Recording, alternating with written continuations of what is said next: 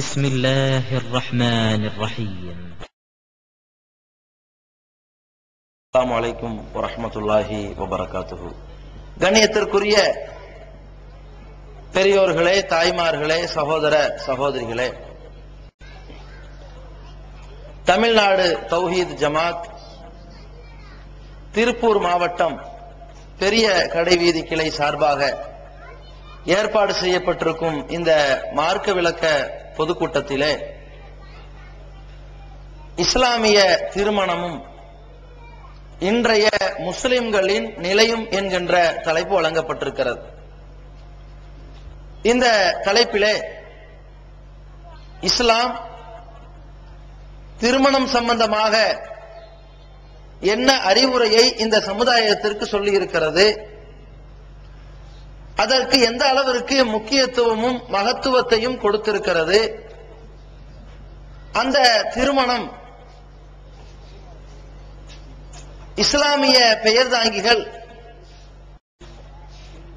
இந்த திருமணத்தை எவ்வாறு அமைத்துக் கொண்டிருக்கிறார்கள், இவர்கள் அமைத்துக் கொண்டிருக்கிற திருமணத்திற்கும் இஸ்லாமிய திருமணத்திற்கும் ஏதாவது சம்பந்தம் இருக்கின்றதா என்பதை அறிந்து அல்லாஹுவும் அவன் தூதரும் காட்டித்தந்த முறைப்படி திருமண சட்டத்தை விளங்கக்கூடிய நன்மக்களாக மாற வேண்டும் என்பதற்குத்தான் இந்த தலைப்பு வழங்கப்பட்டிருக்கிறது. முதலில் திருமணம் சம்பந்தமாக இஸ்லாம் எந்த அளவிற்கு வலியுறுத்தி சொல்லி இருக்கிறது என்பதை நாம் அறிந்து கொள்ள வேண்டும். இன்றைக்கு எத்தனையோ மதங்கள் இருக்கின்றது.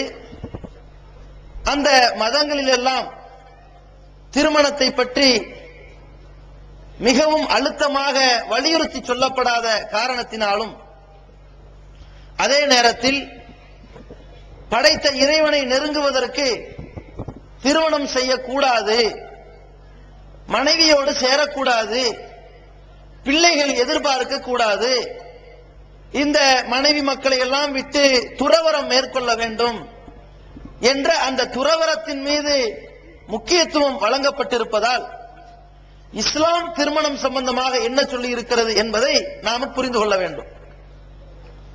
அல்லாஹ் தன் திருமறை குர்ஆனிலே இந்த உலகத்திற்கு அனுப்பப்பட்ட சத்திய பிரச்சாரத்தை மக்களிடத்தில் எடுத்துச் சொல்வதற்காக அனுப்பப்பட்ட இறை தூதர்களை பற்றி சொல்கிறான். வலகத் அர்சல்னா ருசுலம் மின் கப்லிக, நபியே முஹம்மதே, உமக்கு முன்னால் நிறைய தூதர்களை நாம் அனுப்பி இருக்கின்றோம். வஜஅல்னா லஹும் அஸ்வாஜம் வ துர்ரியா, அந்த தூதர்களுக்கு மனைவிமார்களையும் பிள்ளைகளையும் நாம் கொடுத்திருக்கிறோம் என்று அல்லாஹ் சொல்கிறான். இஸ்லாத்தை பிற மக்களுக்கு எடுத்துச் சொல்வதில் மிகப்பெரிய முன்னோடியாக இடம் பெறுவதே, இடம் வகிப்பதே இறை தூதர்கள் தான். அந்த இறை தூதருக்கு கூட இறைவன் துறவரத்தை சொல்லிக் கொடுக்கவில்லை. உனக்கும் கல்யாணம் ஆகணும், நீங்களும் திருமணம் முடிச்சிருக்கிறீங்க, உங்களுக்கு முன்னால் வந்த எல்லா தூதர்களும் திருமணம் முடித்தார்கள், பிள்ளைகள் பெற்றார்கள் என்று இறைவன் சொல்லி இருக்கிறான். அதே நேரத்தில் யாரெல்லாம் இறைவனை அடைய வேண்டும் என்பதற்காக, இறைவனோடு நெருங்க வேண்டும் என்பதற்காக துறவரத்தை மேற்கொண்டார்களோ அவர்களை பற்றி இறைவன் சொல்கின்றான். வரஹ்பானியத்தன், இந்த துறவரத்தை இப்ததவுஹா, மார்க்கத்தின் பெயரால் அவர்கள்தான் புதிய அனாச்சாரமாக பித்அத்தாக எடுத்துக்கொண்டார்கள். மா கதபனாக அலைஹிம், இந்த துறவரத்தின் மூலமாக நீங்கள் இறைவனை அடையலாம் என்று அந்த மக்களுக்கு நாம் உத்தரவிடவில்லை என்று அல்லாஹ் சொல்கின்றான். அப்ப துறவரத்தை இஸ்லாம் எதிர்த்து, திருமணத்தை இஸ்லாம் வலியுறுத்தி, இந்த சத்திய இஸ்லாத்தை பிற மக்களுக்கு சொல்வதற்காக அனுப்பப்பட்ட தூதர்கள் மனிதர்களாக இருந்தாலும் இறைவனுடைய செய்தியை பெறுவதில் ஒரு தொடர்பை பெற்ற தூதர் கூட திருமணம் செய்திருக்க வேண்டும், திருமணம் ஆகியிருக்க வேண்டும் என்கின்ற நிலையை இறைவன் சொல்லி இருக்கிறான் என்றால் எந்த அளவிற்கு திருமணத்திற்கு இறைவன் முக்கியத்துவம் கொடுத்திருக்கிறான்னு பாருங்க.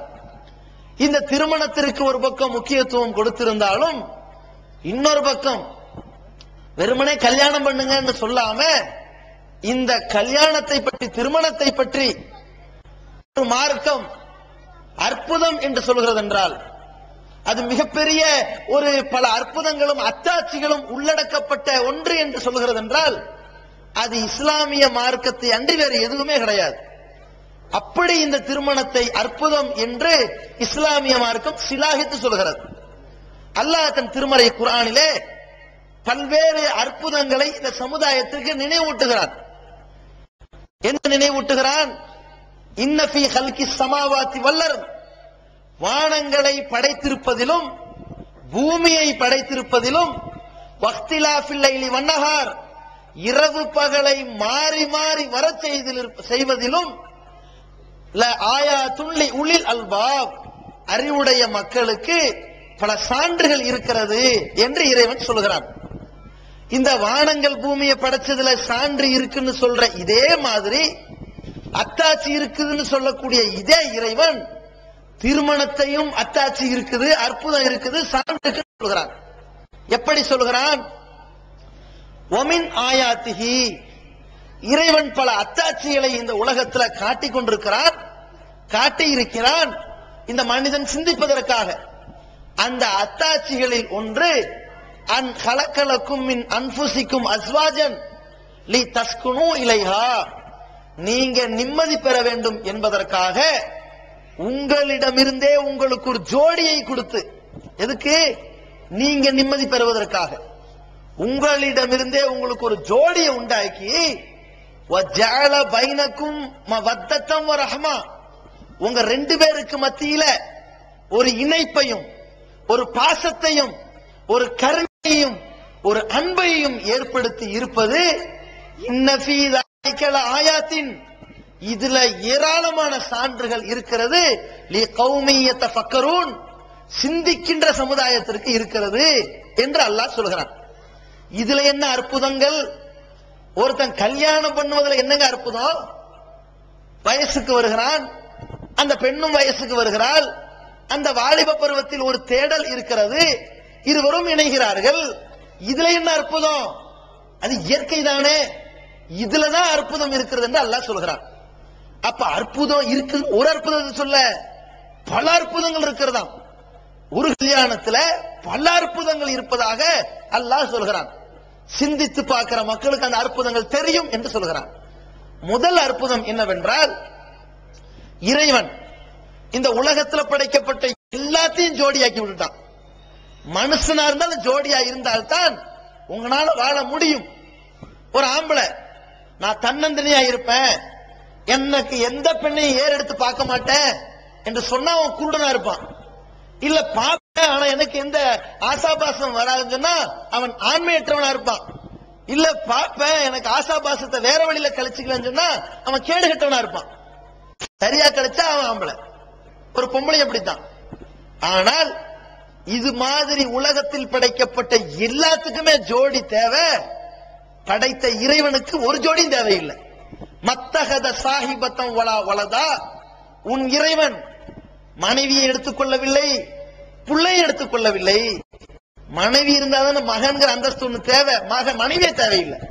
அப்ப இறைவன் தன்னந்தனிமையாக இருப்பான், அவன் தனிமையிலும் இனிமை காணுவான், மனுஷன் காண முடியாது என்கிற அத்தாட்சி அந்த வசனத்தில் இருக்குது. இதுதான் அத்தாட்சியா? இன்னொரு முக்கியமான அத்தாட்சி இருக்குது. ரெண்டு தான் நினைச்சிருக்க, நிறைய இருக்குது, சுருக்கத்துக்கு சொல்றேன். இன்னொரு அத்தாட்சி என்ன அப்படின்னு கேட்டா, இந்த கல்யாணம் முடிக்கக்கூடிய ஒரு ஆண் ஒரு பெண் இன்னும் வேற இல்லையா, இந்த ரெண்டு பேருக்கும் உள்ள ஒரு உறவு தான் திருமண உறவு. இதுல நம்ம சமுதாயத்தில் இந்த ஆண் பெண் உறவுகள் எங்கெல்லாம் வருதுன்னு எடுத்து பாருங்க. ஒரு தாய் பெண், மகன் ஆண், இது ஒரு உறவு. ஒரு தந்தை ஆண், மகள் பெண், இது ஒரு உறவு. ஒரு அண்ணன் ஆண், தங்கை பெண், இது ஒரு உறவு.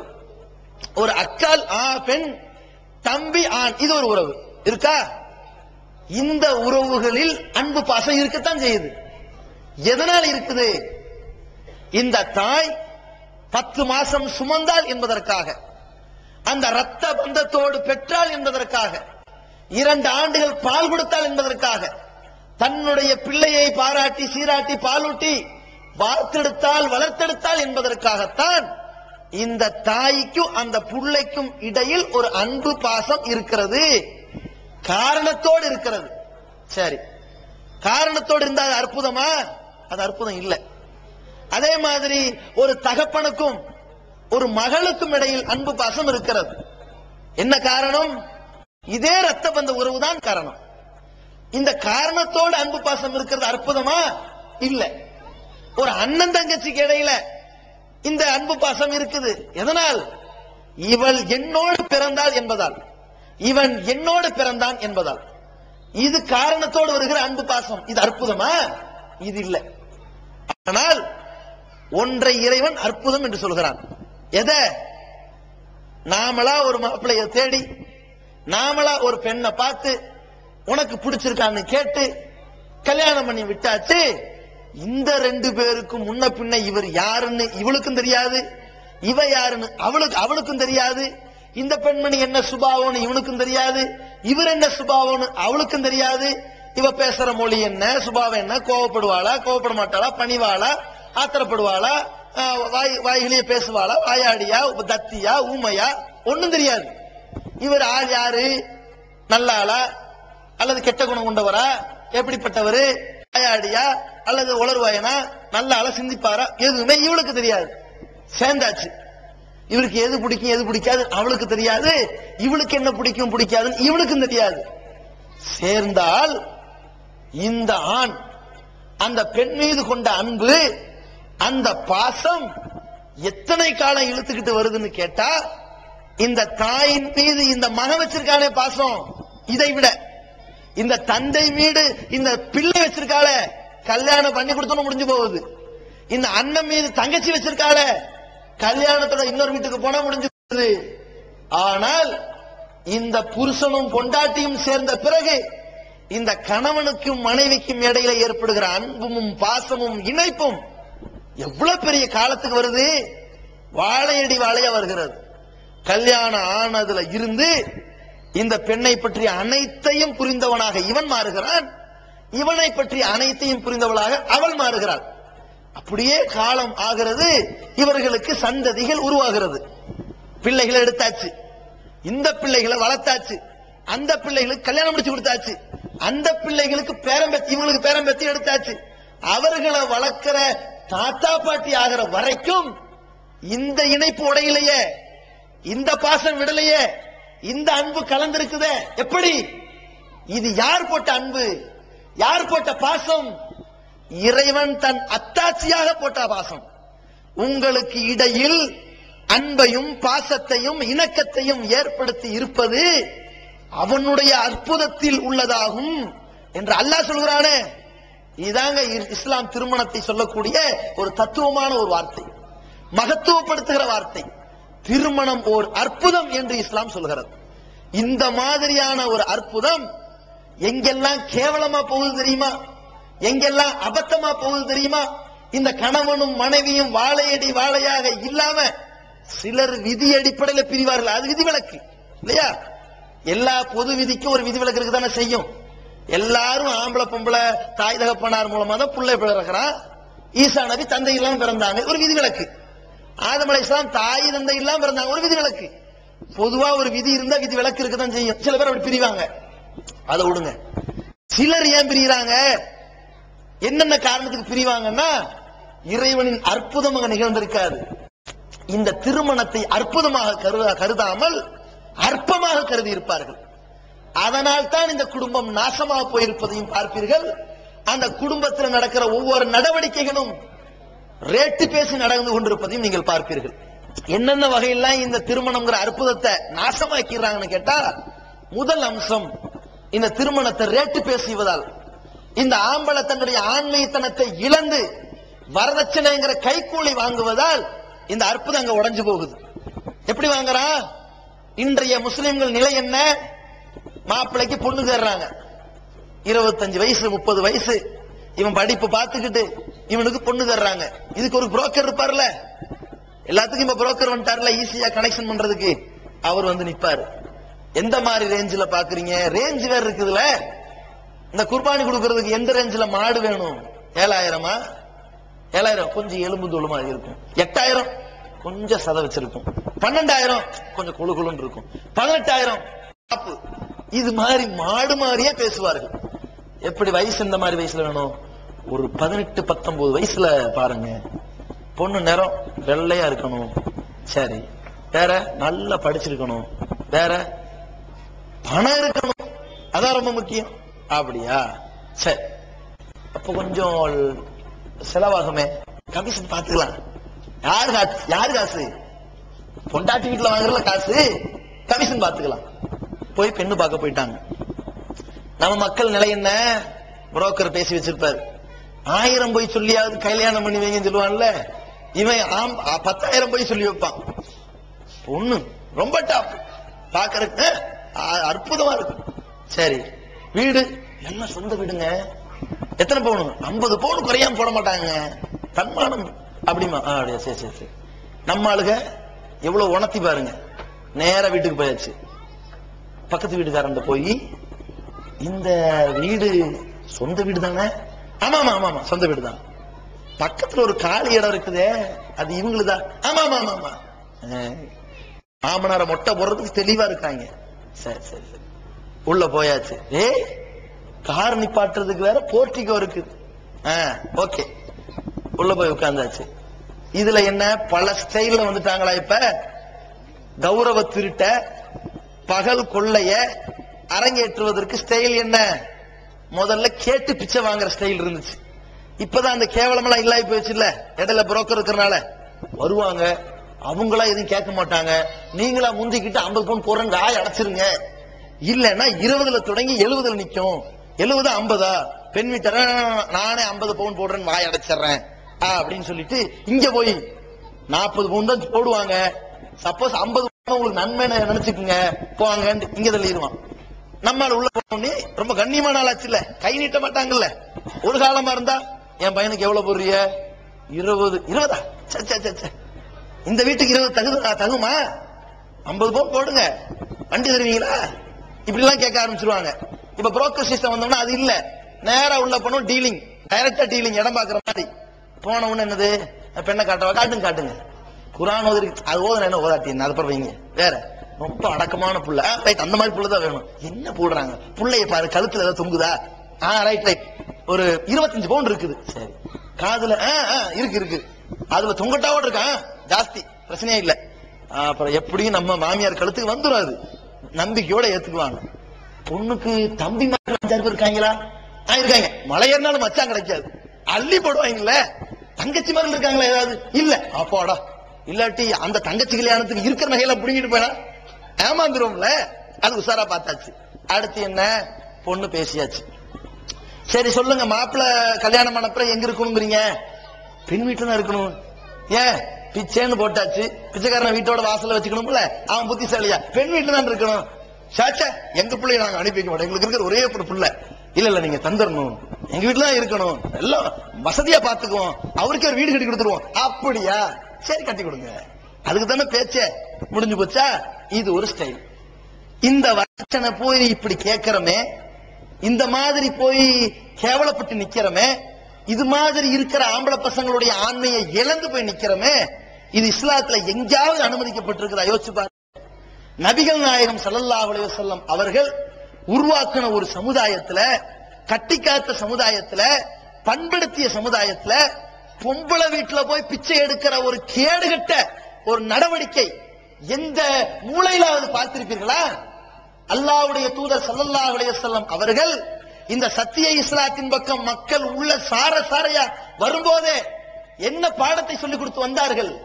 மக்களே, இஸ்லாத்தை ஏற்று வருகிறீர்கள், அல்லாஹ் வணங்கணும், உங்கள் முன்னோர்களுடைய நம்பிக்கையை தூக்கி எறிந்து விடுங்கள், தொழுவுங்கள், ஜகாத்து கொடுங்கள், உங்களுடைய கையை பேணிக் கொள்ளுங்கள். எப்படி பேணணும்? அல் யதுல் உல்யா கைரும் மின் யதி சுஃப்லா. கீழே வாங்குற கையை விட மேல கொடுக்கிற கை இருக்கிறதே, கொடுக்கிற கை தானே மேல இருக்கும், வாங்குற கை கீழே தான் இருக்கும். கொடுக்கிற கை மாதிரி இருங்க, அதுதான் சிறந்தது. வாங்குற கை மாதிரி இருந்துராதீங்க என்று ஒரு சுயமரியாதையை சொல்லி கொடுத்து விட்டு இஸ்லாத்துக்கு வந்த உடனே ஒரு துவாவையும் சொல்லி தராங்க. என்ன துவா? அல்லாஹும்ம இன்னி அஸ்அலுக்கல் ஹுதா, இறைவா உன்னிடத்தில் நான் நேர்வழியை கேட்கின்றேன். வத்துகா, இறையச்சத்தை கேட்கின்றேன். வல் அஃபாஃப, இறைவா சுயமரியாதையை உன்கிட்ட கேட்கிறேன். வல் கினா, உன்கிட்ட தான் நான் செல்வத்தை கேட்கிறேன், அடுத்தவன்ட்ட கேட்கல என்ற துவாவையும் சொல்லி கொடுக்கிறார்கள். யோசிச்சு பாருங்க, சுயமரியாதையை துவா கேட்க சொல்லி எந்த நேரத்திலும் அடுத்தவன்ட்ட எதிர்பார்த்திராதீங்கன்னு சொல்லி கொடுத்த ஒரு மார்க்கத்துல, திருமணத்தின் போது எந்த நயா பைசாவை எதிர்பார்க்காத ஒரு மார்க்கத்துல, தன் தொழில் முன்னேற்றத்துக்கு கூட எதையும் எதிர்பார்க்க கூடாதுன்னு சொல்லி கொடுத்த ஒரு மார்க்கத்துல, பண்பட்ட நபி தோழர்கள், உருவாக்கப்பட்ட தோழர்கள் எப்படிப்பட்டவர்களாக நடந்து கொண்டார்கள்? அவர்கள் தங்களுடைய வாழ்க்கையில எங்காவது எந்த பெண்ணிடத்திலாவது கை நீட்டி இருப்பார்களா? கைக்கூலி கேட்டிருப்பார்களா? கரம் நீட்டி வெட்கப்பட்டு வாங்கியிருப்பார்களா? யோசித்து பாருங்கள். எந்த மாதிரி நபிகள் நாயகம் ஸல்லல்லாஹு அலைஹி வஸல்லம் காலத்திலே நபி தோழர்கள் எப்படி இஸ்லாத்திற்காக இருக்கிற சொத்தை தூக்கி எறிஞ்சாங்க தெரியுமா?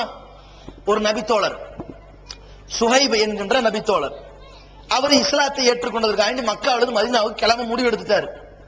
மதீனாவுல கிளம்புறேன் முடிவெடுத்த உடனே இந்த மக்காவாசிகள் கேட்கிறாங்க, சுஹைபே யாரை கேட்டு கிளம்புவீங்க? போயிருவீங்களா நீங்க? இந்த மக்காவுல இருந்து சொத்து சேர்த்துட்டு சம்பாரிச்சுக்கிட்டு இப்போ இருக்கிற சொத்தை எல்லாம் அள்ளிக்கிட்டு மதீனாவுக்கு போறீங்களோ? நீ உண்மையான இஸ்லாத்துல இருக்கிறது தெளிவுன்னா, நீ இஸ்லாத்துக்காகத்தான் மதீனாவுக்கு போறேன்னு சொன்னா இருக்கிற சொத்தெல்லாம் விட்டுட்டு போ அப்படிங்கிறாங்க. உடனே சுஹைப் ரலியல்லாஹு அவர்கள் சொல்லுகிறார்கள், மக்களே நான் இந்த சொத்துக்களை எல்லாம் இங்க உங்கள்கிட்ட விட்டுட்டு போனால் என்ன அனுப்பிடுவீங்களா கேட்கிறாங்க. ஏன் இந்த இடத்துல இஸ்லாமா அல்லது தான் சம்பாதித்து சேர்த்து வைத்த சொத்து கிடங்குகளா? போட்டி வருது, ஒப்பீடு வருகிறது, முடிவெடுக்கிறார்கள். என்ன முடிவு? இன்னி கது தரத்து மாலன், என் சொத்துக்களை எல்லாம் நீங்க வச்சுக்கோங்க. இன்னி உஷைது பிக்கும் அன்னைக்கு தரத்து மாலன், என்னுடைய சொத்துக்களை எல்லாம் உங்கள்கிட்ட கொடுத்துட்டேன் என்பதற்கு உங்களே நான் அல்லாஹ்விடத்தில் சாட்சியாக வைத்து விடுவேன். நான் இப்ப மதீனாவுக்கு வெறுங்கையோட போறேன் என்று போனார்களா இல்லையா? சத்திய இஸ்லாத்தின் நெறியை கடைபிடிப்பதற்கு இருக்கிற சொத்துக்களை இழந்த சஹாபாக்கள் எங்கே? சொத்துக்களை பெறுவதற்கு கெட்டத்தனமாக நாணத்தை வந்து கேவலப்பட்டு அடுத்தவன் நகையையும் பணத்தையும் பிச்சை எடுப்பதற்காக இஸ்லாத்தை விட்ட இந்த இஸ்லாமியர்கள் எங்கே? யோசிச்சு பாருங்க, இது கேவலமாக இல்லையா? நாம் செய்த இந்த செயல் காரணமாக இந்த சமுதாயம் எவ்வளவு பெரிய பாதிப்புக்கு உள்ளாக்கப்பட்டதுன்னு கொஞ்ச நஞ்சமாவது மனித நேயம், ஈவு இரக்கம் வேண்டாமா? இன்னைக்கு சமுதாயத்தில் கொலை பெருகி கொண்டிருக்கிறது. அல்லாஹ்வின் தூதர் ஸல்லல்லாஹு அலைஹி வஸல்லம் அவர்கள் சொன்னார்கள், வல்லதி நஃப்ஸி பியதிஹி, என் உயிர் எவன் கைவசத்தில் இருக்கிறதோ அவன் மீது சத்தியமாக சொல்கின்றேன், பின்னால் ஒரு காலம் வரும், ஸமானுன் அலன்னாஸ், மக்களிடத்தில் ஒரு காலம் வரும். எப்படிப்பட்ட காலம் தெரியுமா? கொலை பெருகும், கொலை அப்படியே ஜாஸ்தியா போகும், அதிகரிக்கும். எப்படி ஜாஸ்தியா போகும் என்றால், லா எதிரில் காத்துலு சீம கத்தல, கொலைகாரன் ஏண்டா நம்ம அவசரப்பட்டு கொன்னோம் என்று அவனுக்கே தெரியாத மாதிரி, ஒலா எதிரியில் மக்தூலு ஃபீம குத்தில, எதுக்கு நம்மளை கொள்ள வராங்க என்று இவனுக்கும் தெரியாம, அந்த மாதிரி உணர்வு கூட இல்லாத அளவிற்கு கொலை பெருகும் என்று சொன்னார்களே. இன்னைக்கு அது இருக்கா இல்லையா? அல்லாஹ்வின் தூதர் ஸல்லல்லாஹு அலைஹி வஸல்லம் அவர்களுடைய நபித்துவ காலத்திற்கு முன்னால் தான் இருண்ட கண்டம் என்று சொல்லப்படுகிற அளவிற்கு ஐயாமுல் ஜாஹிலியா என்று அறியாமை கால மக்கள் தன்னுடைய வீட்டிலே பெண் குழந்தை பிறந்து விட்டால் கேவலமாக நினைத்தார்கள். இதா புஷ்ஷிர அஹதுஹும் பில் உன்சா, உங்களுக்கு பெண் குழந்தை பிறந்தது என்று நற்செய்தி சொல்லப்பட்டால், பெண் குழந்தை பிறந்துச்சுன்னா அது நற்செய்திங்க. ஆம்பளை பிள்ளை பிறந்த நற்செய்தி இல்லையா, பெண் குழந்தை பிறந்த நற்செய்தியா. இன்னைக்கு தான் பெண் குழந்தைக்கு ஆண் குழந்தைக்கு ஒரு சொல்லுவாங்களே, பெண் குழந்தைனா பூச்சியாம், ஆண் குழந்தைனா புழுவான் சொல்லுவார்கள். ஏண்டா புழு பூச்சி, வயிற்றுலதான் புழு பூச்சி உண்டாகலையாங்க, அது அப்படியா? என்ன புழு பூச்சினா என்ன? பூச்சினா பொம்பளை புள்ள, ஆம்பளைனா புழு. எப்படி? பூச்சி என்ன செய்யுமா, நல்லா வளர்ந்து ரக்க வந்தோன்னா பறந்து போயிடும், ஒரு பஞ்சாயத்து இருக்காது. புழு இருக்குள்ள இருந்து நோண்டிக்கிட்டே இருக்கும், இதான் ஆம்பளை பயம்பாங்க. இந்த மாதிரி என்ன செய்வார்கள், சொல்லுவார்கள். ஆனால் அன்னைக்கே அல்லாஹ் என்ன சொல்றான், பெண் குழந்தை பிறந்தது என்று நற்செய்தி சொல்லப்பட்டால் லல்ல வஜூஹு முஸ்வத்தா, அவர்களுடைய முகம் கருத்து போய் விடுகிறது, அவன் அப்படியே கோபக்காரனாக மாறி விடுகிறான். அப்படி மாறி என்ன செய்கின்றான், எத்தவாரா மக்களை விட்டு ஓடுகிறான். ஓடிவிட்டு யோசிக்கிறான், என்ன செய்யலாம், கேவலமாகி விட்டதே, நமக்கு பொம்பளை பிள்ளை பிறந்து விட்டதே, என்ன செய்யலாம், இந்த பெண் குழந்தையை உயிருடன் புதைப்பதா அல்லது இதையோடு வைத்து கேவலப்பட்டு நிற்பதா என்று அவன் யோசித்துக் கொண்டிருக்கிறான் என்று அல்லாஹ் சொல்கிறானே. அதே போல அந்த அறியாமை காலத்து மக்கள் யோசித்தார்கள். சில குழந்தைகளை உயிரோடு புதைத்தார்கள். அந்த கொடூரங்கள் அன்றைக்கு அழிக்கப்பட்டது, அல்லாஹ்வின் தூதரால் மாற்றப்பட்டது. அல்லாஹ்வின் கிருபையால் அந்த மக்கள் மனித மிருகங்களாக இருந்த மக்கள் அல்லாஹ்வுடைய கிருபையினால் ஒழுக்க சீலர்களாக, புடம்போட்ட தங்கங்களாக மாற்றப்பட்டார்கள். எப்படி மாற்றப்பட்டார்கள் தெரியுமா? அந்த பெண் குழந்தைகளை நபிகள் நாயகம் ஸல்லல்லாஹு அலைஹி சொன்னார்கள், யாருடைய வீட்டிலே 3 பெண் குழந்தைகள் இருந்து அவர்களை நீங்கள் உயிரோடு புதைத்து விடாமல் கண்காணிப்பாக வளர்த்து ஒழுக்கத்தை போதித்து திருமணம் பண்ணி கொடுக்கிறீர்களோ, இந்த பெண் குழந்தைகள் நாளை மறுமை நாளிலே உங்களை நரக படுகொலிக்கு செல்ல விடாமல் தடுக்கும் திரையாக வந்து நிற்பார்கள் என்று சொல்லப்பட்ட மாத்திரத்தில் அந்த பெண் குழந்தைகள் மதிப்புக்கும் மரியாதைக்கும் உரியவர்களாக மாற்றப்பட்டார்கள். ஆனால் இன்றைய காலத்திலே இந்த வரதட்சணை என்கின்ற கேடுகட்ட செயலால் இந்த பெண் வீட்டாருக்காக வேண்டி, இந்த பெண் வீட்டார் கொடுமைக்கு உள்ளாக்கப்பட்டு இந்த மாப்பிள்ளை வீட்டாருக்கு கொடுக்க வேண்டிய இந்த பிச்சை காசுக்காக, அவன் கேட்கிற நகைக்காக, திருமணத்திற்கு முன்னால் அவர்களுக்கு கொட்ட வேண்டிய விருந்துக்காக, அதற்கு செய்ய வேண்டிய செலவுக்காக, செலவுக்கு காசு இல்லை என்றால் வாங்கும் கடனுக்காக, அதற்கு அடைக்க வேண்டிய வட்டிக்காக, திருமணத்திற்கு செய்கின்ற அனைத்து செலவுகள், மண்டப செலவுகள், உணவு செலவுகள், உடை செலவுகள், உலகத்தை எல்லாம் கூப்பிடுவதற்கு அடிக்கின்ற பத்திரிகை செலவுகள், திருமணம் முடிந்ததற்கு பிறகு அந்த மருமகனை அழைத்து வைத்து போடுகிற தண்டச்சோறு செலவுகள், பல வாரங்கள் தின்னுவிட்டு போனதற்கு பிறகு இவனுடைய குடுத்தன வாழ்க்கைக்கு பிறகு இந்த குழந்தை உருவானதற்காக அந்த குழந்தைக்கான தலைப்பிரசவ செலவு, அந்த தலைப்பிரசவ செலவுக்கு முன்னால் இந்த பெண் பிள்ளைக்கு தான் பிள்ளையை கட்டி கொடுத்தாலே அந்த பெண்ணுக்கு டிபி வந்தால் மாப்பிள்ளை பார்க்க முடியாது, பார்க்க மாட்டான், பெண்ணை பெத்தவதான் பார்க்கணும். சட்டம், எழுதப்படாத சட்டம், கேடுகட்ட ஒரு சட்டம். பாருங்க, இந்த பெண்ணுக்கு நோய் வந்தால் நிவாரணம் பார்க்க வேண்டிய கடமை பெத்தவனை சார்ந்தது. ஹார்ட் அட்டாக் வந்தால் பெத்தவனை சார்ந்தது. சிசேரியன் ஆபரேஷனா அந்த செலவு பெத்தவனை சார்ந்தது. சுகப்பிரசவமா அந்த செலவு பெத்தவனை சார்ந்தது. அந்த பிரசவம் குறப்பிரசவமா போய் மௌத்தா போச்சா இந்த பழியும் பெத்தவனை சார்ந்தது. இந்த குழந்தை தலைப்பிரசவம் ஆவதற்கு உயர்ந்த மருத்துவமனையில் சேர்ப்பிக்கப்பட வேண்டும், லட்சோப லட்சம் செலவழிக்கப்பட வேண்டும். அப்படியாக சொல்லி இந்த பெண்ணுக்கு வளைகாப்புன்னு சொல்லி வளையல் போடுறேங்கிற பேர்ல அங்கேயும் போய் வரிஞ்சு கட்டி தின்னுட்டு வருகிற இந்த திண்ணி பண்டாரங்களுக்கு இவ்வளவு செலவு செய்து கொட்டி மாரடித்துக் கொண்டிருக்கின்றானே, இவ்வளவு கொடுமைக்கும் ஆளாக்கப்பட்ட இந்த பிள்ளையினுடைய தாய் தகப்பனார் திருமணம் முடிகிறது. திருமணத்துக்கு பிறகு பிள்ளை எடுக்கிறார்கள். அதுக்கப்புறம் ரமலான் வந்துச்சுங்களா, இவனுக்கு தல ரமலான் கண்டுபிடிச்சிட்டான்ல, தல தீபாவளி.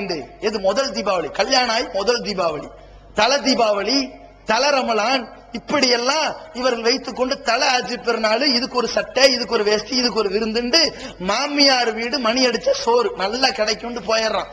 இது மாதிரி கேவலப்பட்டவர்களாக போய் சாப்பிட்டு வருவதால், அந்த குடும்பத்தின் ரத்தத்தை உறிஞ்சுவதால், அந்த குடும்பத்தில் இருந்து சீதனங்கள் ஒரு பக்கம், கட்டில் ஒரு பக்கம், வெத்தை ஒரு பக்கம், வீரோ ஒரு பக்கம், அலங்கார பொருட்கள் ஒரு பக்கம், இந்த பெண்ணுக்கு பயன்படுத்துகிற புழங்குகிற பாத்திர பண்டங்கள் ஒரு பக்கம், அதுல இருக்கிற டம்ளர் டீஸ்பூன் வரைக்கும் விடுறது இல்லை, எல்லாம் ஓசியில வாங்கி இந்த மணமகனுக்கு அன்றைக்கு கல்யாணம் பண்ற மேடையில நிக்கிறானே இந்த மணமகனுக்கு போடுற மாலை, அதுக்குள்ள கோட்டு, அதுக்குள்ள பனிய, அதுக்கு மேல சட்டை, அப்புறம் வாட்சி, இந்த பக்கம் மோதிரம், மண்டையில ஒரு தொப்பி, அதுக்கு மேல ஒரு முக்காடு, அதுக்கு மேல ஒரு பூப்பந்தல், அதுக்கு கீழே பேண்ட், அதுக்கு அபானாவது, இந்த மாதிரி எல்லா கேவலத்தையும் பெற்றுக்கொண்டு கேடுகட்டவனாக நிற்கின்றானே, இவனுக்காக என் சொத்தை அளிப்பதா?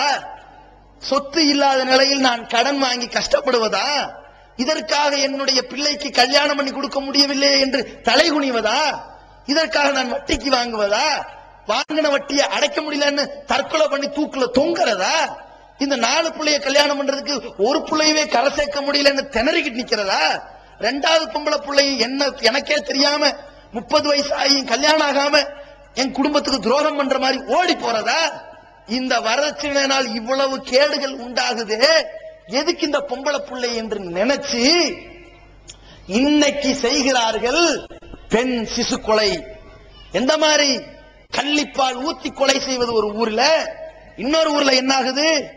கடந்த வாரங்கள்ல தமிழகத்துல கர்நாடகாவில பரபரப்பாக பேசப்பட்ட ஒரு செய்தி. என்ன செய்தி? ஒரு சின்னஞ்சிறு பிள்ளை, ஒரு குழந்தை, அஃப்ரீன் என்கின்ற அழகான குழந்தை. அந்த குழந்தை இந்த உலகத்தை விட்டு பிரிகிறது. அந்த குழந்தை உயிருக்கு போராடிய நிலையில் மருத்துவமனையிலே அனுமதிக்கப்படுகிறது. அந்த குழந்தையை பரிசோதித்து பார்க்கிறார்கள். மண்டையிலே கடுமையான அடிபட்ட இரத்த கசிவோடு தான் அந்த மருத்துவமனையிலே அனுமதிக்கப்பட்டிருக்கிறார். அந்த குழந்தையினுடைய பித்தட்டுகள் எல்லாம் பற்களால் கீறி கிழிக்கப்பட்டிருக்கிறது. பற்கள் பதிந்திருக்கின்றது. கை கால்கள் உடைக்கப்பட்டிருக்கிறது. உடம்பிலே பல இடங்களில் சூடு போடப்பட்டிருக்கிறது. இந்த பிள்ளையினுடைய, இந்த இளம் பிஞ்சினுடைய உடலிலே சூடு போட்ட அந்த நஞ்சு பிடித்தவன் யார்? இந்த பிள்ளையை மண்டையை உடைத்து அந்த பிள்ளையினுடைய மூளையை கதிகலங்க செய்த கொடூரன் யார்? இந்த பிள்ளையினுடைய பித்தட்டை கடித்த காம கொடூரன் யார்? இந்த பிள்ளையை பெற்றெடுத்தானே இவனுடைய தந்தை உமர் ஃபாரூக் தான். என்ன காரணம்? பெற்றெடுத்த பிள்ளையை கடித்தனமாக, கேவலத்தனமாக கடிச்சு கொதறக்கூடிய இந்த தகப்பன்மார்கள் இருப்பதற்கு என்ன காரணம்? 2012 இப்படிப்பட்ட பெண் சிசு கொலை செய்வது கடுமையான தண்டனை வழங்கப்படுகிற குற்றம் என்று சொல்லப்பட்டும் கூட, அதை தடுப்பதற்கு ஏராளமான சொசைட்டிகள் உருவாக்கப்பட்டும் கூட, எவ்வளவோ பாதுகாப்புகள் கொடுக்கப்பட்டும் கூட, இந்த பெண் பிள்ளைகளுடைய படிப்புக்கு பல சலுகைகள் அறிவிக்கப்பட்டும் கூட, இந்த பெண் குழந்தையை சிசுவிலேயே கொன்ற பாவி சொல்லுகிற வாக்குமூலம் என்ன தெரியுமா? இது வளர்ந்ததற்கு பிறகு இதற்காக நான் கொடுக்கின்ற வரதட்சணை தான் என்னை இந்த கொடூர செயலிலே தள்ளியது என்று சொல்கிறானே. இதைத்தான் வல்ல ரப்புல் ஆலமீன் சொல்கின்றான், இதல் மௌதத்து சுயிலத். இந்த உயிருடன் புதைக்கப்பட்ட பெண் குழந்தைகள் மறுமை நாளிலே எழுப்பப்பட்டு அது விசாரணை செய்யப்படும். எதற்காக விசாரணை செய்யப்படும் தெரியுமா? பி ஐயி தன்பின் குத்திலத். என்ன காரணத்தினால் நீ கொலை செய்யப்பட்டாய் சொல் என்று அந்த பெண் குழந்தையை அல்லாஹ் பேச வைப்பான். அப்பொழுது அந்த பெண் குழந்தை என்ன பேசுமோ, அந்த பெண் குழந்தையினுடைய நாவிலிருந்து என்ன வாக்குமூலம் வருமோ, அந்த வாக்குமூல பட்டியலிலே யாரெல்லாம் இடம்பெறுவார்கள் தெரியுமா? இறைவா, நான் துள்ளித் திரிந்த காலமெல்லாம் மறந்து என் கனவை எல்லாம் நினைவாக்க விடாமல் என் தந்தை என்னை உயிரோடு புதைத்ததற்கு காரணம் யார் தெரியுமா? திருமண சபைகளிலே வெக்கங்கெட்டவர்களாக வரதட்சணை என்ற கைக்கூலியை கேட்ட கொடூரக்காரர்கள் தான் அந்த இளைஞர்கள் அந்த பட்டியலிலே வரப்போகிறார்கள். அதற்கு அடுத்து நான் கூசாமல் என் தாய் முடிவெடுத்தால் நான் தலை வணங்குவேன் என்று இவன் வந்து விடுகின்றான், தலை காட்டி விடுகின்றான், பூம் பூம் மாடு போன்று தலையசைத்து விடுகின்றான். இவனை வைத்து பேரம் பேசிய இந்த மாமியார் தான், இவனை வைத்து பேரம் பேசிய இந்த மாமனார் தான், இவனை வைத்து பேரம் பேசிய இந்த நாத்தனார்கள் தான். இது மட்டுமல்ல, உன் பிள்ளைக்கு எதுவுமே போடாமலா கட்டி கொடுக்க போற, வெறுங்கலத்திலேயா அனுப்ப போற என்று வஞ்சனை பேசுகின்ற அண்டை வீட்டார்கள் தான். வரதட்சணையை கொடுத்தாவது, கடன் வாங்கியாவது கொடுத்தாவது உன் பிள்ளைய கரை சேர்த்து என்று இந்த தீமைக்கு தூண்டுகோலாக இருந்த பக்கத்து வீட்டார்கள் தான். இந்த திருமணங்கள் நடைபெறுவதற்கு ஊண்டுகோலாக இருந்த ஜமாத்தார்கள் தான். இந்த திருமணத்தை கண்டிக்காதவர்கள் தான். இந்த வகையற்றவர்களை ஆதரிச்சு அந்த திருமண பந்தலிலே இந்த மாப்பிள்ளை பிச்சைக்காரனோடு சேர்ந்து வரிந்து கட்டி விருந்தை கொட்டி கொண்ட இந்த கபோதிகள் தான் என்று யாரையெல்லாம் பட்டியல் போட போகிறார்களோ அந்த பச்சிலம் குழந்தையினுடைய வாயிலிருந்து வருகின்ற வாக்குமூலத்தின் பட்டியலிலிருந்து நாம் தப்பிக்க வேண்டுமா இல்லையா? யோசித்து பாருங்கள். இவ்வளவு பெரிய ஒரு பாவப்பட்டியலில் சேரப்போகிறோம். யோசித்து பாருங்கள். ஒரு கொலைகாரன் பிடிபடுகிறான் என்று வைத்துக் கொள்ளுங்கள். அந்த கொலைகாரனுக்கு சாகும் வரைக்கும் தண்டனை வழங்கப்படுமா என்று வைத்துக் கொள்ளுங்கள். அந்த கொலைகாரனை கொல்ல விடாமல், உயிர் பிரிய விடாமல் அவனை கையை விரலை வெட்டி வெட்டி வெட்டி வெட்டி வெட்டி கையை வெட்டி கையினுடைய முழங்கையை வெட்டி தோல் வரைக்கும் வெட்டுவார்கள் என்று வைத்துக் கொள்ளுங்கள். அதற்கு அடுத்து இந்த கை, அப்புறம் கால், அப்புறம் மண்டை, இப்படித்தான் கொலை செய்வார் என்று வைத்துக் கொள்ளுங்கள். இந்த கொலை செயலுக்கு இவன் யாரையெல்லாம் உடந்தையாக பயன்படுத்தினானோ, பயன்படுத்தியதாக வாக்குமூலம் சொல்ல போகிறானோ அவனுக்கும் இதே தண்டனை என்று வைத்துக் கொள்ளுங்கள். இப்ப என்ன செய்வோம்? அந்த கொலைக்கு சம்பந்தப்பட்டவன் என்ன பண்ணுவான்? அடிவயிறெல்லாம் கலங்கும். வாய் வார்த்தையிலிருந்து நம்முடைய பேர் வந்துவிடக் கூடாது, நம்ம அகப்பற்றக்கூடாது, உள்ளூர்ல இருந்துடக்கூடாது, நம்ம சிக்கிடக்கூடாது, நம்ம ஒதுங்கிடணும். இவனை சொன்னாலும் என்ன சொல்லிடக்கூடாது, தப்பிப்ப நினைப்போமா இல்லையா? ஆனால் லா யமூத்து ஃபீஹா வலா யஹ்யா என்று அந்த நரக படுகொலையை அல்லாஹ் சொல்கின்றான். போனா எவனும் மரணிக்கவும் மாட்டான், வாழவும் மாட்டான். ஹயாத் மௌத் எதுவும் கிடையாது. அந்த மரணத்தை, அந்த நரகத்தை அல்லாஹ் ரப்பல் ஆலமீன் சொல்கின்ற பொழுது, கூ அன்ஃபுஸக்கும் வ அஹ்லீக்கும் நாரா, உங்களையும் உங்கள் குடும்பத்தாரையும் அந்த நரகத்திலிருந்து காத்துக் கொள்ளுங்கள். அலா மலாயிக்கத்து ஹிலாலுன் சிதாதுன், எப்படிப்பட்ட நரகம் தெரியுமா? வகூதுஹன் நாசுல் ஹிஜாரா, அந்த நரக நெருப்பு மனிதர்களையே எரிபொருளாக வைத்து உருவாக்கப்பட்ட நெருப்பு, கற்களையே விறகாக வைத்து எரிக்கப்பட்ட நெருப்பு. அவ்வளவு கடுமையாக கொழுந்து விட்டெறியும் நெருப்பை 1000 ஆண்டுகளாக அல்லாஹ் மூட்டுகிறான். பிறகு 1000 ஆண்டுகளாக அல்லாஹ் மூட்டுகிறான். பிறகு 1000 ஆண்டுகளாக அல்லாஹ் மூட்டுகிறான்.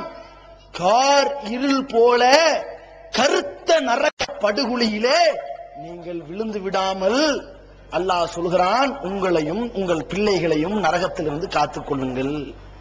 இந்த நரக படுகொலையிலே தூக்கி எறியப்பட்ட மாத்திரத்தில் இவனை கரிசனை பேசி, இவன் சொல்லுகிற அவலக்குறைகளை கேட்டு அல்லாஹ்விடத்தில் பரிந்துரைத்து கெஞ்சுவதற்காக கொஞ்சம் மழலை போன்று மலக்குமார்கள் இருப்பார்கள் என்று நினைத்து விட்டீர்களா? அலைஹா, அந்த நரக படுகொலையை சுத்தி மலக்குமார்கள் ஹிலாலுன் சிதாதுன், கடும் கடுக்கக்கூடிய கோபத்தை கொண்டிருக்கின்ற மலக்குமார்கள் இருப்பார்கள். லா யாசூன் அல்லாஹ் மா அமரஹும், அல்லாஹ் போட்ட உத்தரவை கொஞ்சம் கூட மீற மாட்டார்கள்.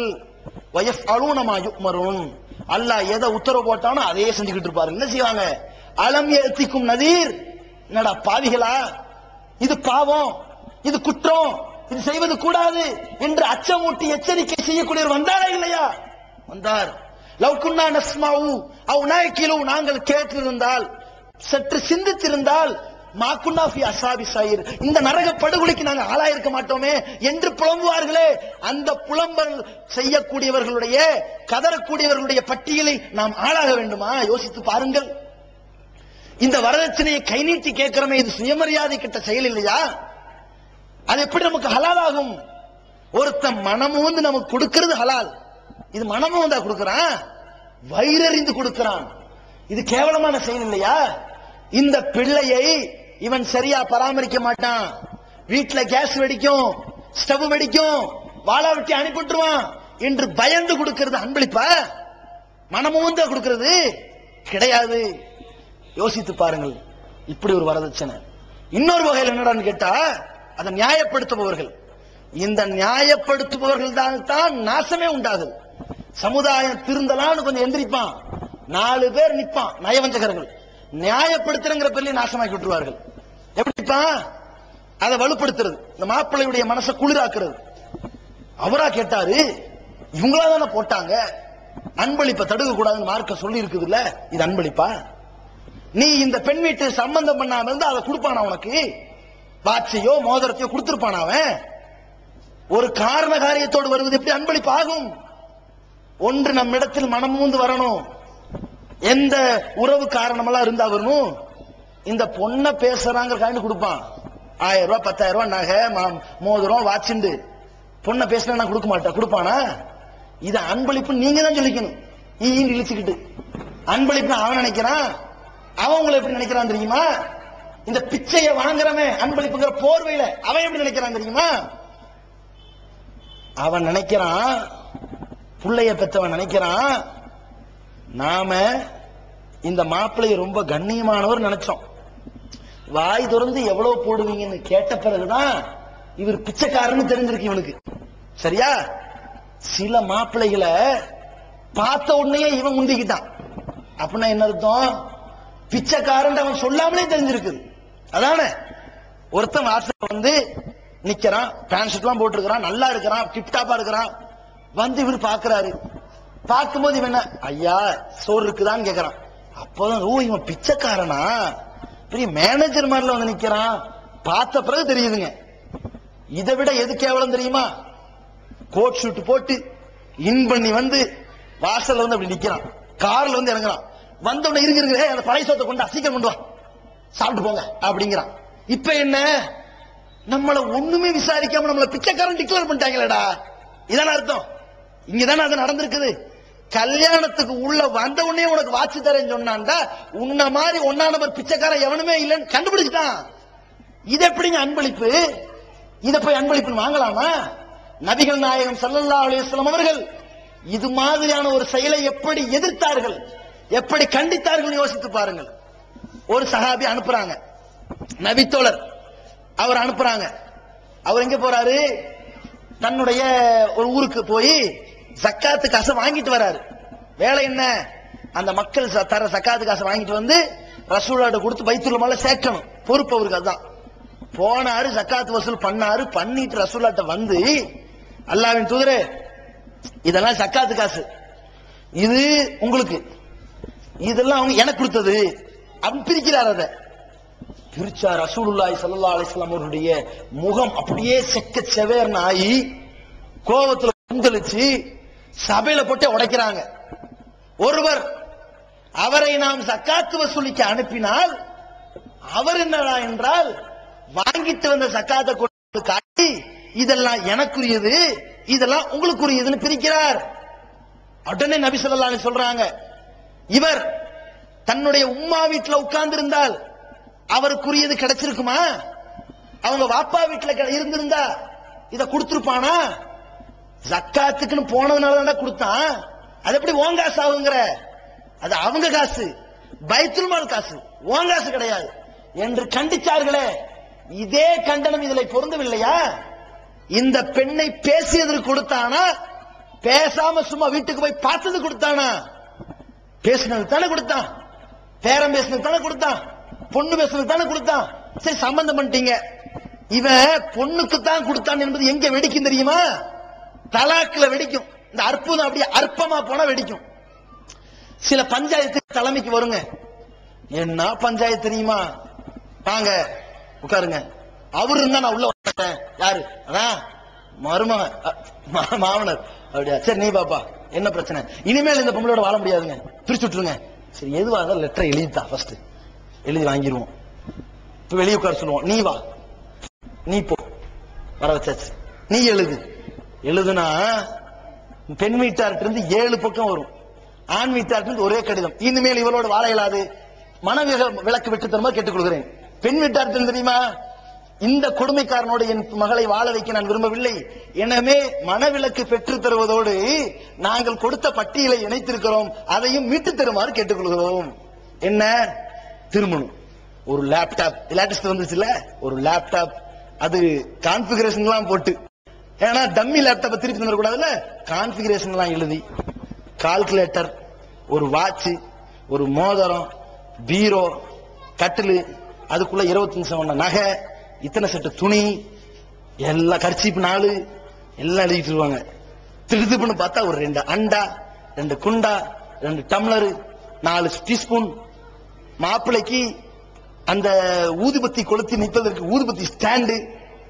இதெல்லாம் இவ்வளவு உஷாரா இருந்து நீங்க கேட்டீங்கன்னா, உங்க அன்பால பொத்து மருமகன்ட்ட கொடுத்ததா அல்லது இந்த பிள்ளைய வாழ வைக்கணுங்கிற காரணத்துக்கு கொடுத்ததா? இதுல தெரியல, இது அன்பளிப்பு இல்லை, இது பேரவுண்டு. இது கூட தெரியாம இவன் ஏமாத்துறாங்க மக்களை. நாங்கள் வரதட்சணை வாங்கவில்லை, உயர்ந்து வீட்டுக்கு போய் கேட்பாங்களாம். இது எப்படி இருக்குது? நாங்க ஒண்ணும் கேட்க மாட்டோம், தேடுறது எங்கடா பசை இருக்கிற இடமா பார்த்து ஒட்டுறது. ஏழை வீட்டுல பொண்ணு எடுக்க மாட்டான், உயர்ந்த ஒரு இடத்துக்கு போய் அங்க போய் நின்று நான் எதுவும் கேட்கலீங்க. அவர் பிள்ளைக்கு அவர் ஒருத்தர் தான் வாப்பாவா? அது ஒரு பிள்ளையா? இருக்கிற சொத்தெல்லாம் தலையில கட்டுறாருங்க. நான் என்னங்க பண்றது? இவன் நல்ல பிள்ளை மாதிரி. அப்படியா? சரி சொத்தை அவர் மௌத்தா போகும்போது எழுதி தரட்டும். இப்ப அந்த தகப்பனார் சொல்றாரு, என் மகளுக்கு நயா பைசா கிடையாது, எந்த நகையும் போட மாட்டேன், சிம்பிளா கல்யாணம் பண்ணி தருவேன், கட்டிக்கியா நீ? இன்னொரு மாடி வீட பார்த்து ஓடி போயிருவான். என்ன எதிர்பார்க்கிறான்? எதுவும் வேண்டாம்னாலும் தன் திணிப்பாங்க. ஏன் திணிப்பாங்க? இடம் பெருசு இல்ல. இந்த எதிர்பார்ப்பும் அன்பளிப்புங்கிற மாயையும் கேட்டு வாங்குற பிச்சையும் எல்லாம் வரதட்சணைதான். அடுத்து என்ன? இப்படி கேட்டாங்க, இந்த மாதிரி அன்பளிப்பு எதிர்பார்க்கிறாங்க.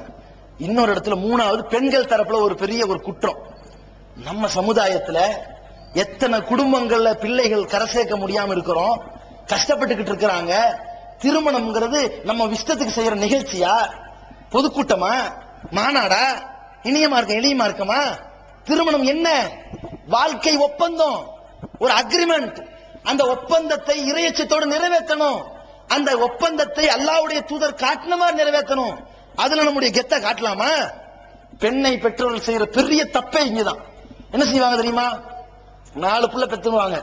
இந்த 4 புள்ள பொம்பளை பிள்ளைய பெத்தவங்களா இருந்தா மாசம் 10,000 ரூபாய் சம்பாதிக்குவாங்களா இருந்தா, நான் ரொம்ப எளிமையான முறையில தௌஹீத் மாப்பிள்ளைக்கு தான் கட்டி வைப்பேன் கரெக்டா சட்டம் பேசுவாங்க. பாராட்டுகள், அது கரெக்ட் தான். இதே ஒரு பொம்பளை பிள்ளைய பெத்தவனும் பேசணுமே. இவங்க என்ன பண்றான்? என் மகளுக்கு நான் பண்ற மாதிரி கல்யாணத்தை ஜாம் ஜாம்னு ஊரே திரும்பி பாக்குற மாதிரி பண்றேன், தெருமுழுக்கும் பந்தல் தோரணம் போடுறேன், மாப்பிள்ளைய அப்படியே வண்டி ரதத்தோட ஆரத்தி பண்றேன், கூப்பிட்டு வந்து நிப்பாட்டுறேன், அந்த பெண்ணுக்கு போடுற 80 பவுன் நகை ஏன் என் பிள்ளைக்கு நான் போடாம எவன் போடுவான்? இப்படி பேசிக்கிறாங்க. இது சொல்லலாமா? இப்படி பெருமானார் ஸல்லல்லாஹு அலைஹி வஸல்லம் அவர்கள் சொன்னார்கள், மன் சன்ன சுன்னத்தன் ஸய்யிஅத்தன் ஃபஅலைஹி விஸ்ருஹா. யார் கெட்ட வழிமுறையை சமுதாயத்திலே காட்டுகிறார்களோ அவனுக்கு பாவம் உண்டாகட்டும். நீங்க இந்த கெட்ட வழிமுறையை தானே காட்டுறீங்க. அல்லாஹ்வுடைய தூதர் சொன்ன சுன்னத்தை சொன்ன மாதிரி நடைமுறைப்படுத்தாம ஏன் ஆடம்பரம், ஏன் நீங்க அள்ளி கொடுக்கறீங்க? இதனால தான் இந்த பிச்சை எடுக்கிறவங்களுக்கு ஒரு சுகமா போயிருச்சு. அவங்க காட்டுல மழை பெய்யுது, நல்ல ஒரு புள்ள பொம்பளை புள்ளைய பெத்தவன் கேட்காமலே போடுறான்டா அப்படின்னு நினைச்சு போறான். எங்க பாதிக்கப்படுது? 2 பொம்பளை புள்ள, 3 பொம்பளை புள்ள, 4 பொம்பளை புள்ள பெத்து சற்று ஏழ்மையில் இருப்பவர்கள் பாதிக்கப்படுகிறார்களே. இதை பார்த்து அந்த குடும்பம் கதறுகிறது. இதை பார்த்து நமக்கு பல பொம்பளை புள்ள வேண்டான்னு ஒருத்தன் உயிரோடு புதைக்கிறானே. இதிலும் இந்த பொம்பளை பிள்ளைக்கு என் பிள்ளைக்கு நான் போடாம யார் போடுவேன்னு போடுறானே, அவனும் அந்த பட்டியலில் சேர்ந்து விடுவான். யோசித்து பாருங்கள். உங்க கெத்துகளை வீடுகளை காட்டுங்க, பெரிய வீடு கட்டுங்க, தப்பு இல்ல. உங்க கெத்த 10 கார் வாங்கி காட்டுங்க, தப்பு இல்ல. அல்லாஹ்வுடைய தூதர் காட்டின சுன்னத்துல விளையாடாதீங்க. நான் கேட்கிறேன், நம்முடைய வீட்டுல ஒருத்தர் மௌத்தா போய் விட்டார். என்னடா மௌத்து? எங்க வாப்பா மௌத்து. எங்க வாப்பா மௌத்து நான் என்ன பண்ணுவேன் தெரியுமா? தங்க ஜருகி போடுவேன். பேசிடுவீங்களா? எங்க வாப்பா மௌத்துக்கு நீங்க என்னடா சந்தூக்கு ஏத்துறது? அதனடா அலுமினியம், நான் தங்கத்துல சந்தூக்கு தூக்குறேன். நீங்க என்ன 6 அடி குழி, நான் 80 அடி குழி தோன்றேன் சொல்லுவீங்களா? மார்க்க சட்டத்துல விளையாட முடியுமா? உங்க கெத்த காட்ட முடியுமா? அந்த துக்க நேரத்துல காட்டுவீர்களா? கரெக்டா செய்வீங்க. அது மாதிரி இருக்கும், அது மாதிரி பண்ணிருங்க. அதற்கு நீங்க பாத்துங்க. ஏன் இறங்குறோம்? சுண்ணத்துல கெத்து வராது, அதுல காட்டக்கூடாது. இதே தானே திருமணம். இந்த திருமணத்துல ஏன் இந்த ஆடம்பரத்தை காட்டணும்? ஏன் அகங்காரத்தை காட்டணும்? ஏன் இந்த பொருளாதார மேதைய மமதையை காட்டணும்? தேவையா? இதனால் சமுதாயம் பாதிக்கப்படுதா இல்லையா? நீங்க ஒரு பெரிய வீடு கட்டுறீங்க, சமுதாயம் பாதிக்கப்படாது. தெளிவா வணங்கியிருப்பான். அவனுக்கு இருக்குது கட்டுறான், நமக்கு இல்ல கட்டல. இதனால் எந்த ஒரு ஆண்மகனும் இவங்க பெரிய வீடு கட்டுறாங்க, இவங்க சின்ன வீடு கட்டுறாங்க அப்படிலாம் பார்க்க மாட்டான். ஆனால் திருமண சட்டத்தை, இஸ்லாமிய சட்டத்தில் உங்க ஆடம்பரத்தை திணிக்கும் பொழுது, இந்த சொத்தினுடைய மதிப்பை காட்டுகிற பொழுது, இங்கே தான் பல ஆண்கள் விலை போகிறாங்க.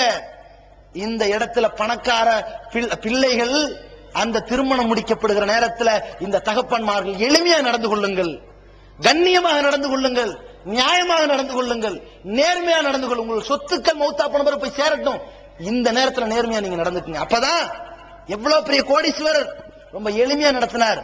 என் பிள்ளைக்கு நான் எளிமையா தான் நடத்துவேன், எல்லா குடும்பமும் சமமா நடக்கும். இதுல இவர்கள் செய்கிற தப்பு. அடுத்து இந்த திருமணத்துல முக்கியமான பங்குதாரர் யார் தெரியுமா? ஒண்ணு மாப்பிள்ளை வீடு, பெண் வீடு. இந்த 2 விஷயம். இந்த மாப்பிள்ளையினுடைய பெற்றோர்கள் இருக்கிறாங்கல்ல, இவங்க என்னைக்காவது கொஞ்சமாவது ஈவி இறக்கமா யோசிச்சு பார்த்தாங்களா? நாம வயசான காலத்தை அடைஞ்சுக்கிட்டு இருக்கிறோம், இன்னும் தள்ளாத வயதுக்கு போறோம். இந்த மருமகள் தானே நம்மளை அரவணைக்க போறா, இவதான் நம்மளை பார்க்க போறா, நம்ம புள்ளை இல்லாத நேரத்துல இவதான வீட்டின் எஜமானியா இருக்க போறா, இவன் நம்மள நல்லா பாத்துக்கணும்டா, இந்த பெண்ணிட்ட பேரம் பேசலாமா, காசு கேட்கலாமா? எத்தனை வீடுகள்ல இந்த மாமனார் மாமியார் கொடுமைக்கு ஆளாக்கப்படுறாங்க. மாமனார் மாமியார் மருமகளை கொடுமைப்படுத்துறது ஒரு பக்கம், இந்த மருமகள் மாமனார் மாமியாரை ஏறி மிதிக்கிறாங்க. அது எத்தனை வீட்டுல? என்ன காரணம்? இந்த நகையையும் இந்த பணத்தையும் பேரம் பேசுனதான காரணம். தன் தாயினுடைய மனம் எவ்வளவு குமுறிச்சோ அந்த குமுறினதுக்கு பழிக்கு பழி தீத்துருவாளா இல்லையோ? யோசித்து பாருங்கள். நாத்தனார்னு சொல்லி வச்சிருக்கீங்க, நீங்களா இருக்க போறீங்களா? நீங்க ஒரு குடும்பத்தோட வாழ்ந்துருவீங்க. உங்க கணவன்மார் நீ வாங்கின நகை 10 அடி போடி வெளியே உங்களை விரட்டினா உங்க தாய் மனம் எவ்வளவு குமுறுமோ, அது மாதிரி உங்க தம்பியோ அண்ணனோ திருமணம் முடிக்கும் போது அந்த பெண்ணிடத்தில் வாங்கினாலும் அவங்க தாய் மனம் குமுறாதா? இதுல மனிதநேயம் வேண்டாம்? ஒரு நாய்க்கு தண்ணி கொடுத்தால் கூட சொர்க்கத்தை தருகிறது மார்க்கம். அப்படிப்பட்ட ஈவு இரக்கத்திற்கு முக்கியத்துவம் கொடுக்கிறது இஸ்லாமிய மார்க்கம். ஆனால் ஒருத்தனுக்கு செய்யற துரோகம், இத்தக்கு துலும, துரோகம் செய்வதை, அநியாயம் செய்வதை நீங்கள் தவிர்த்து கொள்ளுங்கள். நீங்கள் இந்த அநியாயம் செய்வதை தவிர்த்து கொள்ளாவிட்டால் நாளை மறுமை நாள்ல மிகப்பெரிய இருள கொண்டு வந்து உங்களை விட்டுரும். இருள் எது? இந்த நரக படுகொலி. இந்த வாங்கின நகைகளோ பணமோ சீதனங்களோ ஒண்ணு செல்லாது. எங்க வந்து நிக்கும்னு கேட்டா, நபிகள் நாயகம் ஸல்லல்லாஹு அலைஹி வஸல்லம் அவர்கள் சொன்னார்கள், யார் அநியாயமான ஒரு ஜான் அளவு நிலத்தை அபகரிச்சிருக்கிறானோ அதை அல்லாஹ் 7 பூமியை அப்படி சுருட்டி கொண்டு வந்து இவன் கழுத்துல மாட்டி நிப்பாட்டுவான். ஃபீ யௌமின் கான மிக்தாருஹு 50 அல்ஃப ஸனா. எத்தனை நாள் தெரியுமா? 50,000 ஆண்டுகள் மதிப்புள்ள ஒரு நாள். நமக்கு 50,000 ஆண்டுகள் எத்தனை நாட்களோ அவ்வளவு மதிப்புல அல்லாஹ்வுடைய பாதையில் ஒரு நாள். அந்த நாளில் நிக்க வைப்பா. இவன் வாங்கின கட்டலு, பீரோ, நகை, இன்ன பிற அம்சங்களை தூக்கிட்டே சுமந்துகிட்டே நிப்பான். இதை ஆதரிச்சவங்களும் வந்து நிற்பார்கள், இதுக்கு சோதினவர்களும் வந்து நிற்பார்கள், இதற்கு கும்மி அடித்தவர்களும் வந்து நிற்பார்கள், பேரம் பேசியவர்களும் வந்து நிற்பார்கள். இந்த இழிவு படைத்த நாளில் நின்றதோடு நரகப்படுகொலைக்கு போவார்கள்.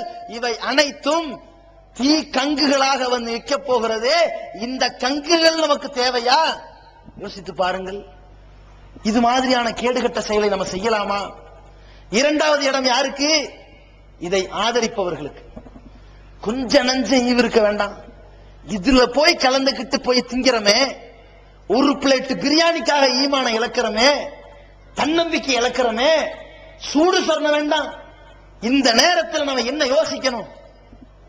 எவனோ ஒரு வீட்டுல அந்த மாமனார மொட்டை அடிச்சு இருக்கிறதையெல்லாம் சுரண்டி கல்யாணம் பண்றாங்களே, இதுல நம்ம வயிறு நிறைய தின்னுட்டு வரமே, எவ்வளவு கேவலமா இருந்துச்சுண்டா. ஒரு சின்ன சம்பவங்க.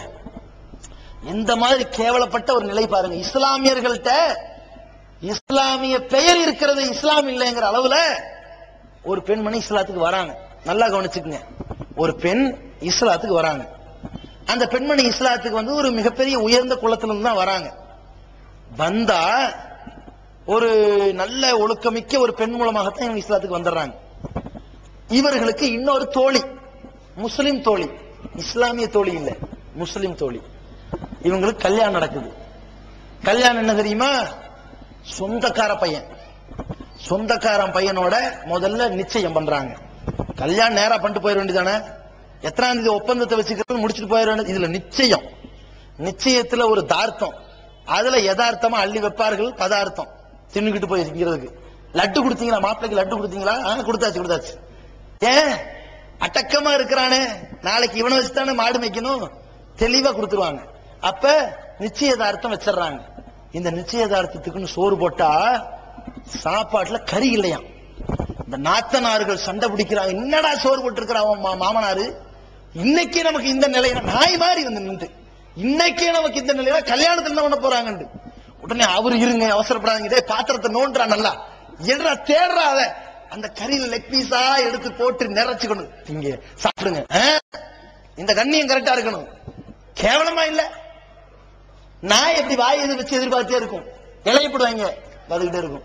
சோத்த போடுவாங்க, பதிக்கிட்டு கறி போட டபக்குன்னு பிடிக்கும். இதே மாதிரி தெரியல, நம்மள நாய் மாதிரி சிந்திச்சு பார்க்கணுங்க.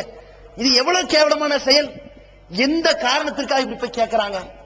முன்ன பின்ன சோறு தின்னது இல்லையா, பிரியாணி வாங்கி தின்னது இல்லையா, பார்த்தது இல்லையா? இதை இந்த புள்ள பார்த்துட்டு பதறுது. என்னடா பழைய மார்க்கத்துல இருந்திருக்கலாமே, இந்த மார்க்கத்துல இப்படி முடிவெடுத்துருச்சு. அதுக்கப்புறம் இன்னொரு இஸ்லாமிய தோழிட்டு கேக்குது, இப்படி பண்றாங்களே, அது தௌஹீத்வாதி. நாங்க அந்த மாதிரி எல்லாம் கல்யாணத்துக்கு போக மாட்டோமா, நீ ஏமா போன? என்னுடைய தோழி இப்படி இஸ்லாத்துல திருமணத்துக்கு முன்னாடி இப்படி பேச்சுவார்த்தை நடத்துவாங்க, வாங்கன்னு தான் சொல்லிச்சு. இப்படி சீப்பா நடந்துக்குவாங்க நான் எதிர்பார்க்கவே இல்லை அப்படின்னு சொன்னதுக்கு பிறகு கல்யாணத்துக்கு கூப்பிடுவது இந்த புள்ள. எங்க வீட்டு கல்யாணத்துக்கு வாங்க, நானெல்லாம் உங்க கல்யாணத்துக்கு வரமாட்டேன். யாரு? சத்திய இஸ்லாத்தை ஏற்ற 2 நாள்ல உங்க கல்யாணத்துக்குலாம் நான் வரமாட்டேன். இது நீங்க பெரிய இஸ்லாமோ, நம்மள இப்படி குழப்பம் பண்ணி திருவாங்கல்ல, நம்மள என்னமோ குழப்பாதி மாதிரி பேசிக்கிட்டு இவங்க என்ன பண்றது, இருக்கிறது கிறுக்க மாதிரி நம்மள குழப்பாதிங்கிறது. நீங்களடா கிறுக்கனா இருக்கிற, உன் கொள்கை கிறுக்குத்தனமா இல்லடா இருக்கு, ஆதாரம் தாடா அப்படின்னு கொடுத்தா நீங்கள் தான் குழப்பாதிகள் கேள்வி கேட்டா. இந்த மாதிரி இருக்கிற மாதிரி இவங்க என்ன பண்றாங்க, நம்மளை பார்த்துட்டு ஓ நீ பெரிய இஸ்லாமோ, கல்யாணத்துக்கு வராத அப்படின்னு. அதுக்கு இந்த பிள்ளை சொல்லி இருக்குது, நிச்சயத்திலேயே மாப்பிள்ளை வீட்டார்கள் இவ்வளவு கேவலமா நடந்துகிட்டாங்களே, கல்யாணத்தில் நடக்கிற கூத்த பார்க்க வரணுங்கிறியா நீ, வேண்டான்றுச்சு. என்ன தெரியுமா, கல்யாணம் முடிஞ்சு வந்தா மாப்பிள்ளைக்கு மாமனார் சோறு ஊட்டலையாம். அடுத்த பிரச்சனை இது கேவலப்பட்டு சொல்லுது. எங்க வீட்டுக்காரன் இருக்கானே எவ்வளவு பெரிய பிரச்சனைக்கு நான் ஆளாயிட்டேன் தெரியுமா, நீ வராது ஒரு நல்லதுதான், கேவலமா போயிருச்சு. என்ன, எங்க மாப்பிள்ள பந்தியில சோறு தின்ட்டாரான். அவன் எந்திரிடா எந்திரி, நீ முதல்ல அங்க இங்க வா இங்க அப்படின்னு எழுப்பி கூட்டிட்டு நீ மாமனா தானையா, உன் பிள்ளைய கட்டி கொடுத்துருக்கீல, மாப்பிள்ளைக்கு சொத்தை விட்டு மாப்பிள்ளை வாங்க உட்கார வச்சு, குழந்தை இல்ல அவரு ஒண்ணு அஜரத்து கூட்டு போய் களிமா சொல்றாரு புதுசா இஸ்லாத்துக்கு வர மாதிரி, இவரு சோத்த விட்டுறாரு குழந்தை மாதிரி. இவன் எதுக்கு கல்யாணம் பண்ணாங்க? இப்ப இவன் ஊற்ற அளவுக்கு இருந்தா இது இஸ்லாமா? இதெல்லாம் ஒரு திருமணமா? யோசிச்சு பாருங்க. தெருக்கூத்துல பண்ணிக்கிட்டு இருக்காங்க திருமணங்கிற பேர்ல, சொல்லவே கேவலமா இருக்கு, நாக்குசு. இந்த மாதிரி ஒரு திருமண சபையை இஸ்லாத்தின் பெயரால் ஒரு படம் காட்டுறாங்களே, இது கேவலமா இல்ல? இதுல பயங்கரமான கூத்துறது தெரியுமா, பத்திரிகை அடிச்சிடுறது. அல்லாஹ்வின் கிருபையாலும் நபிகள் நாயகம் ஸல்லல்லாஹு அலைஹி வஸல்லம் அவர்களின் துஆ பரக்கத்தாலும் இந்த கல்யாணம் நடக்குதுன்னு. யாரு துவாவை எங்க வச்சு நடத்துறீங்க? வாங்கிறது பிச்சை, அவன் போட்டது பிச்சை, நகை வாங்கி பணம் வாங்கி சீதனம் வாங்கி கேடு கட்டு நீங்க பண்ற அராஜகத்துக்கும் அநியாயத்திற்கும் அயோக்கியத்தனத்திற்கும் அல்லாஹ்வுடைய தூதரை கொண்டு ட்ரேட் மார்க்கா? இது எப்படி இருக்குது? விபச்சாரம் பண்ணக்கூடிய ஒரு விபச்சாரி சொல்லுவாளாம், அல்லாஹும்ம ஜன்னிப்னு ஷைத்தான, உடலுறவு கொள்ளும் போது இந்த துவாவை சொன்ன எவ்வளவு கேவலம். ஒருத்தன் தண்ணி அடிக்க பிஸ்மில்லா சொன்னா எவ்வளவு கேவலம். டே நீ குடிக்கிறது ஹராம், ஹராமான காரியத்தை செஞ்சதுக்கு இஸ்லாமிய சாயலா? இதே வேலையை தானே இங்க செய்யறான். இவன் வாங்கின எல்லா அநியாயமான செயலுக்கு நபிகளாரின் துவா பரக்குது. அல்லாஹ்வுடைய தூதர் அவர்கள் 2012 இவன் கல்யாணம் நடக்கும்னு துவா செஞ்சாங்களாங்க. எவ்வளவு பெரிய ஆட்டம் பாருங்க. இத கண்டிக்காத ஒரு இடத்தில் இருந்து கொண்டிருக்கிற ஒரு கூட்டம். மூணாவது இவர்கள்ட்ட தான் நம்ம சொல்றது. இது என்ன கலந்து கொண்டு திங்கிறமே, யோசித்து பாருங்கள். அல்லாஹ்வுடைய தூதர் ஸல்லல்லாஹு அலைஹி வஸல்லம் அவர்கள் சொன்னார்கள், மன் ரஆ மின்கும் முன்கரன் ஃபல்யுகையிர்ஹு பியதிஹி, உங்களில் ஒருவர் தீமையை கண்டால் கையால் தடுக்கட்டும். ஃபஇல்லம் யஸ்ததி, முடியலையா ஃபபிலிசானிஹி, நாவால் தடுங்கள். அதுவும் முடியலையா ஃபபி கல்பிஹி, மனதால் வெறுத்து ஒதுங்கி இருங்க, போகாதீங்க. இன்னைக்கு பாக்குறோம் பெண் வீட்டு விருந்து நடக்குதுங்க, அது வரதட்சணை இல்லையா? பெண் வீட்டுல அவங்க சார்பா கூப்பிட்டு வச்சு 50-100 பேருக்கு சோத்த போறாங்க. நீ ஏன் போடுற? இஸ்லாமிய திருமணம், பெண் வீட்டுக்கு திருமணம் விருந்து போட சொல்லியிருக்கா? இந்த செயலை செய்யறான் தௌஹீத்வாதிங்கிற போர்வையில. இவனுக்கெல்லாம் தன்னை தௌஹீத்வாதின்னு சொல்றதுக்கு ரைட்ஸ் கிடையாது. சொல்லலாமா? அத நான் அல்லாஹ்வை பின்பற்றுகிறேன், அல்லாஹ்வின் தூதரை பின்பற்றுகிறேன் மார்க்கத்த தகுதி இருக்கா இவனுக்கு? ஒரு தகுதி கிடையாது. ஏன்? திருமணத்துக்கு முன்னாடி பெண் வீட்டை கஷ்டப்படுத்தி விருந்து வைக்கிறான். திருமணத்திற்கு பிறகு நீல வலிமா விருந்து கொடுக்கணும். ஆம்பளை மேல கடமை. அல்லாஹ்வின் தூதரின் காலத்துல எங்காவது யாராவது பெண் வீட்டு விருந்த கொடுத்தாங்கன்னு ஒரு ஆதாரத்தை காட்டுங்க பாப்போம். இருக்கா? கல்யாணத்துக்கு முந்தின நாள் ஊர் உலகத்தை கூப்பிட்டு வச்சு சோத்த போட்டாங்க கேட்டா, பெண் வீட்டு விருந்து கொடுக்க கூடாது என்று தடை இருக்குதான்னு கேட்கிறான். இதா தௌஹீதா? இதை கேட்க வெக்கமா இல்ல? இதத்தான வரதட்சணை வாங்குறோம் சொல்றான். வரதட்சணை வாங்க கூடாதுன்னு தடை இருக்கா அப்படின்னு. இது கேவலம். இது இந்த வார்த்தையை சொல்ல நல்லாவா இருக்குது? இந்த பஸ்ல தலை கை ஆகியவற்றை வெளியே நீட்டாதீர்கள் இருப்பான். ஒருத்தர் காலை நீட்டிட்டு வெளியே போனானா பஸ்ல, ஏண்டா கையை நீட்டாதுன்னு தான் இருக்குது, காலை நீட்டாதுன்னு இருக்கா? அட கிறுக்கு பையில, கையவே நீட்டக்கூடாது, காலையும் சேர்ந்தாண்டா. அதானே இருக்கு. டிக்கெட் எடுத்து பஸ் ஏற வேண்டும் அப்படின்னு சொல்லியாச்சு. டிக்கெட் எடுக்காமல் பஸ் ஏற வேண்டும் ஏறக்கூடாது என்று இல்லையே, பேசலாமா? சரியான சில்லறை கொடுத்து டிக்கெட்டை வாங்கன்னு எழுதுனா அது வாங்கன்னு அர்த்தம். இவன் என்ன பண்றான்னா, நான் டிக்கெட் வாங்க மாட்டேன், கண்டக்டர்கிட்ட காசு கேட்பேன், கண்டக்டர்கிட்ட காசை கேட்க கூடாதுன்னு தடை இருக்கா? இப்படி சொன்னா எந்த கிறுக்கு பையில பஸ்ல ஏத்துவானா? இவன் இதெல்லாம் செய்யறான். ஆத்துன்னிசா, பெண்களுக்கு நீங்கள் கட்டாயமாக கொடுத்து விடுங்கள், சதுக்காத்திகின நெகலா, அவர்களுக்குரிய மனக்கொடைய கொடுங்க அல்லாஹ் கட்டளை போடுறான். இவன் வாங்கிட்டு வாங்க கூடாதுன்னு தடை இருக்கான்னு கேட்டா, அப்ப அல்லாஹ் கொடுக்க சொல்றான், நான் கொடுக்க மாட்டேன், வாங்க வேண்டாம். இது ஏற்கு மாறான சைத்தானுடைய செயல் இல்ல.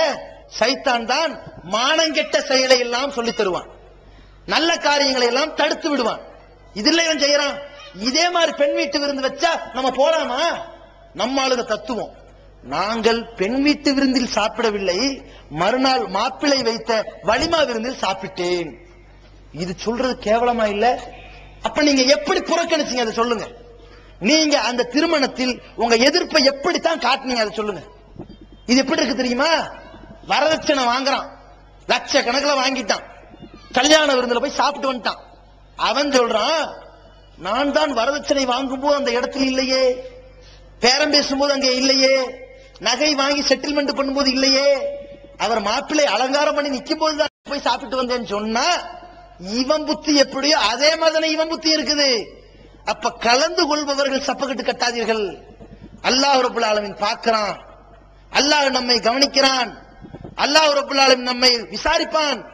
எப்படி விசாரிப்பான்? அல்லாஹ்வுடைய விசாரணை சாதாரணமானதல்ல. அந்த நாளில் இறைவன் விசாரிக்கிற பொழுது எதையும் மறைக்க முடியாது, எந்த சாஜாப் எடுபடாது, எந்த மாதிரியான ஒரு எடுப்பு பேச்சுவார்த்தைகளும் எதுவும் எடுபடாம போயிடும். நம்முடைய செயல்கள், நம்முடைய எண்ணங்கள் என்ன யோசித்துக் கொண்டிருந்தது அல்லாஹ் விசாரிச்சிருவான். எப்படி? இன் துபுது மாஃபி அன்ஃபுசிக்கும், உங்கள் உள்ளங்கள்ல எதையெல்லாம் வெளிப்படுத்தி சொல்லிட்டீர்களோ அதையும் விசாரிப்பான். வதுஃபூஹு யுஹாசிபுக்கும் பிஹில்லாஹ், நீங்க எதையெல்லாம் உள்ளத்துல மறைச்சு வச்சீங்களோ அதை விசாரிப்பான். அல்லாஹ்க்கு தெரியாம போயிருமா? இதை செய்யறார்கள். இன்னொரு என்ன, வரதட்சணை கல்யாணத்துல போய் தின்னுட்டு சில பேர் சமூக நல்லிணக்கவாதிகள், ஏன்டா அங்க போய் சாப்பிட்டீங்க? நாங்க உள்ள போய் அது தப்புன்னு திருத்திட்டு வந்தோம். நீங்க வந்தீங்களா? நாங்க போய் திருத்திட்டு வந்தோம்ல, நாங்க வெளியே நின்று திருத்துறோம், நீனும் போகாத, நானும் வரமாட்டேன், நீனும் செய்யாத, நானும் செய்ய மாட்டேன், நாங்க இப்படி போலான்னு ஒரு ட்ராக் பக்கம் மக்களை திருப்பி வரதட்சணை இல்லாத சமுதாயத்தை உண்டாக்க நினைச்சா இப்படி எல்லாம் பிரிஞ்சு போகலாமா? ஒற்றுமைங்கிற கயிறு பிடிக்கணுமே. வாங்க மாப்பிள்ளை கையை பிடிப்போம்னு உள்ள போறான், மாப்பிள்ளை இதோ அலங்கோலத்துல நிக்கிற அலங்காரத்தின் போர்வையில இவன்கிட்ட போய் பேசிட்டு, மாப்பிள்ளையில மாலையெல்லாம் போடாதீங்க, கோட் சூட் எல்லாம் இப்படி பிச்சை எடுக்காதீங்க, வரதட்சணை எல்லாம் வாங்கின தப்பு, சரி விருந்து எத்தனை மணிக்குங்க அப்படின்னு பேசுறீங்களா? சொல்றது நாங்க உள்ள போய் திருத்தணும். என்னத்தை திருத்தினீங்க? சட்டையை கழட்டிக்கணும். நீங்க உள்ள போய் சட்டையை கழட்டிட்டீங்கன்னா சொல்லுங்க. உள்ள போனோம், டேய் என்னடா வாங்கின வரதட்சணை வாங்கின, கேவலமா இல்ல, கூட அத்தனை திருப்பி சட்டை கழறா, ஓசி சட்டை கழறாத, இந்த சட்டை போடுறா, ஆம்பளை ஏறா, சரி விருந்து யாரு காசுரா? உங்க காசு, இப்ப வாங்க சாப்பிடலாம். இப்படி செஞ்சீங்களா? மாப்பிள்ள அதெல்லாம் தப்பு இல்லையா? சரி எத்தனை மணிக்கு விருந்து போடுறிய அப்படின்னு தின்னுட்டு வந்தா, குடிகாரம் கூட போய் உட்கார்ந்துட்டு ரெண்டு பக்கம் ஊத்திட்டு குடிக்கிறதெல்லாம் பாவம் இல்லையா என்று சொல்லக்கூடிய இன்னொரு குடிகாரர்ல இவங்க பேச்சு இருக்குது. நான் அங்கே சென்று தண்ணி அடித்தேன், முட்டாம்லேட் தான் தின்னேன். அட பிச்சைக்காரங்களா, பக்கத்துல இருந்து கொண்டு அவன் தண்ணி அடிச்சதை ஏன் கண்டிக்கல? அதைத்தான மண்டபத்துல செஞ்சான், வரதட்சணை வாங்கினா, அந்த சபையை அலங்கரிச்சான். சபையை நீங்க ஏன் அங்கீகாரம் கொடுத்தீர்கள்? எப்படி புறக்கணிக்குமோ அது ஏன் புறக்கணிக்கல? புறக்கணித்தால் நாளை மறுமையில இந்த உயிருடன் புதைக்கப்பட்ட பெண் குழந்தைகளும் இந்த பெண்களை பெற்றதால், வரதட்சணை கொடுத்ததால் வெந்து நொந்து நூலா போன அந்த பெற்றோர்களின் சாபக்கேட்டுக்கும் நாம் ஆளாகுமா? வாக்குமூலத்தின் பட்டியல வருவோமா? தப்பிச்சிருவோம்ல? அதை யோசித்து பாருங்கள். இப்பெல்லாம் இந்த திருமணத்தை பொறுத்த வரைக்கும் ஆணும் பெண்ணும் எச்சரிக்கையோடு இருப்பதோடு, இந்த திருமணத்திற்கு சமூக அங்கீகாரம் கொடுக்கிறோமே, இந்த கொடுப்பவர்கள் எச்சரிக்கையோடு இருக்கணும். ஜமாத்தார்கள், ஜமாத்தார்களுடைய மிகப்பெரிய பங்கு எங்க தெரியுமா? இந்த திருமணத்துல பாருங்க. அவன் மௌத்தா போனா அவனுடைய அடக்கஸ்தலத்துக்கு காசு வாங்குறீங்க, குழி தோன்றதுக்கு வச்சுக்கோங்க, ஓகே. ஆனா கல்யாணம் பண்றதுக்கு மாப்பிள்ளை வீட்டுல 2000 ரூபாய் கேட்கறாங்க, பெண் வீட்டுல 400 ரூபாய் கேட்கறாங்க. இது ஒவ்வொரு ஊர்ல ஒரு ஸ்டைல் வித்தியாசமா இருக்குது. ஏன்? நிறைய வாங்கியிருக்காருல, கமிஷன் கொடுக்கட்டுமே. பொம்பளை பிள்ளை நிறைய கொடுத்திருக்கால, கொஞ்சம் கொடுக்கட்டும். அவ இங்க கொடுத்ததுன்னு 10,000 அங்கேயும் கொடுக்கறான்.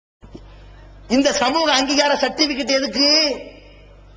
இவர் நல்ல ஜனாபு, இவர் நல்ல மனுஷரு, ஒழுக்கமுள்ள பிள்ளை, இதுக்கு சர்டிபிகேட்.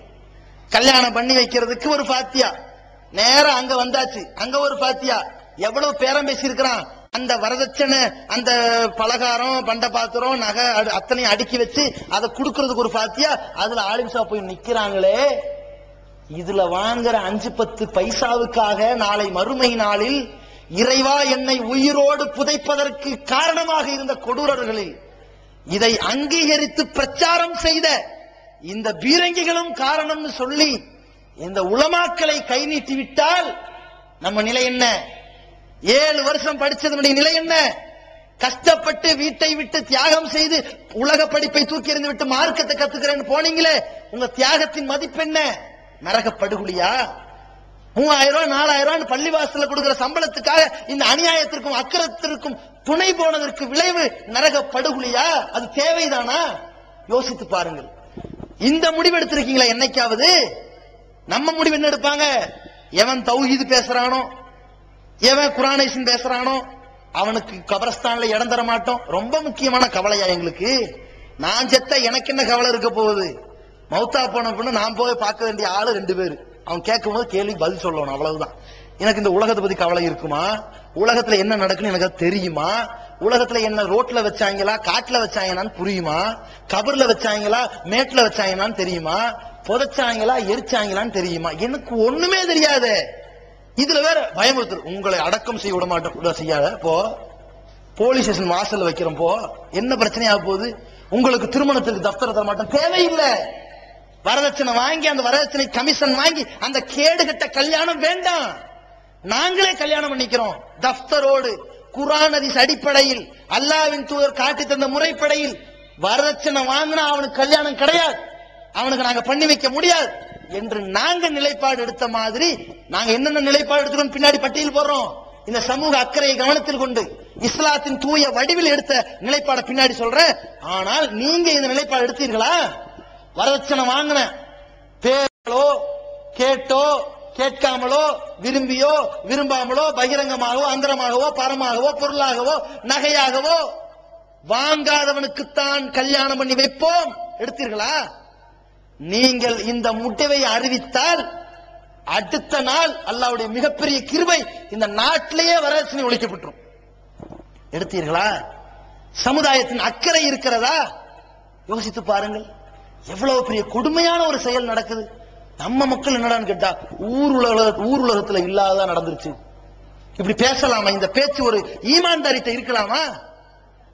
ஒருத்தன் பக்கத்து வீட்டுல, இது கிளி இருக்குல்ல, கிளிக்கு ஒரு கதை சொல்லுவாங்க. ஒருத்தன் கடையில மார்க்கெட்ல போய் கிளி வாங்கிட்டு வந்தானா. கிளி பேசுமா? ஓ பேசுமா, கேட்டு பாருங்க, கிளிக்காரன் சொன்னானா. அந்த கிளிக்கு ஒரே ஒரு வார்த்தை தான் சொல்லி கொடுத்துருக்காங்க. இந்த கிளி சொல்லிச்சான், அதுல என்ன சந்தேகம் அப்படின்னு. ஓ நல்லா தான் பேசுது, நீ பேசுவையா? அதுல என்ன சந்தேகம்? எவ்வளவு அறிவா பேசுது. இந்த புளியை வச்சு நம்ம பெரிய கோடீஸ்வரன் ஆயிரும் தூக்கிட்டு போய் புதையல்ல தோண்டி, இந்த புதையல்ல இந்த குழியில புதையல் இருக்குமா, பணம் இருக்குமா? அதுல என்ன சந்தேகம்? தோண்டி பார்த்தா ஒண்ணும் இல்ல. ஆஹா தப்பா போச்சே. சரி நம்ம வீட்டுக்கு அடியில தான் இருக்கான்னு கேட்போம். என் வீட்டுக்கு அடியில தோண்டா ஏதோ புதையல் கிடைக்குமா? அதுல என்ன சந்தேகம்? வீட்டை இடிச்சுட்டான், தோண்டி பார்த்தா ஒன்னையும் காணும். ஆஹா ஒரு மரத்துக்கு அடியில போய் இது கிடைக்குமா? அதுல என்ன சந்தேகம்?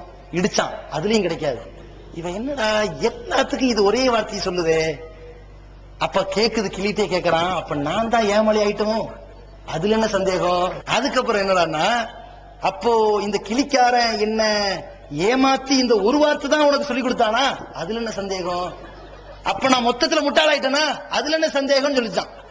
எல்லாத்துக்கும் சொல்ற மாதிரி நம்மளுக்கு என்ன பண்ணுவாங்க, கொஞ்ச நஞ்ச ஈமானை இழந்துட்டு, ஏங்க வரதட்சணை வாங்குறான், ஊர்ல இல்லாதாங்க நடந்துச்சு. ஏங்க வட்டி வாங்குறான், ஊர்ல இல்லாதாங்க நடந்துச்சு. ஏங்க உங்க புள்ள ஓடி போயிட்டான், ஊர்ல இல்லாத நடந்துச்சு இப்படின்னு சொல்லிடுவான். நடக்குமா நடக்காதா? நடக்குங்க. இது மாதிரி ஜமாத்தார்கள் செஞ்சா அந்த வினை அவன் வீட்டிலே வெடிக்கும். அல்லாஹ் ரப்பல் ஆலமீன் பார்க்கறானா இல்லையா? இதை எவ்வளவு கண்கொண்டு யோசிக்கணும். சமுதாயம் எங்கெல்லாம் ரணமா பாடுபடுதோ கஷ்டப்படுதோ அதை துடைக்க வேண்டிய கடமை ஜமாத்தாருக்கு வேண்டாம்? இந்த இடத்துல இருந்து கொண்டு பொறுப்பற்றவர்களாக இவர்களுடைய நடவடிக்கை இருக்கிறத பார்க்கிறோம். நாளைக்கு ஒரு பொதுக்கூட்டம் போட்டு இதை திட்டுக்குனே போடுவாங்க. போடுங்க, நீங்க நரகவாசிகள் பட்டியல சேர்றதுக்கு நீங்க என்ன வேணாலும் பண்ணுங்க, ஒன்றும் பிரச்சனை இல்லை. சொல்றதா எங்க வேலை, திருத்துறது எங்க வேலை இல்லை, அது அல்லாஹ்வுடைய வேலை. ஆனால் ஜமாத்தார்கள் இந்த நிலையை நீங்க மாத்துங்க. பல ஊர்களில் ஜமாத்தார்கள் மாறி இருக்கிறார்கள். எப்படிப்பட்ட மாற்றம் தெரியுமா? பெண் வீட்டு விருந்து வைத்தால் திருமணம் கிடையாது அறிவித்திருக்கிறார்கள். நகையாகவோ பணமாகவோ பொருளாகவோ வாங்கினால் திருமணம் பண்ணி வைக்க முடியாது அறிவித்திருக்கிறார்கள். ஏகத்துவ எழுச்சியின் விளைவாக தமிழகத்தில் 20 ஆண்டுகளாக ஏற்பட்ட புரட்சியாக பல ஊர்களில் சுன்னத்துல் ஜமாத் இந்த நிலைப்பாடை கையில் எடுத்திருக்கிறார்கள். விருப்பு வெறுப்பு பார்க்காம, சொல்ற ஆள் யாருன்னு பார்க்காம, சொல்லப்பட்ட செய்தி நியாயமான்னு பார்த்து செய்யுங்க. அதே மாதிரி ஜமாத் இளைஞர்கள் எதுக்கெல்லாம் வால் போஸ்ட் அடிக்கிறாங்கன்னு பாருங்க. அதெல்லாம் அழிஞ்சிருச்சு.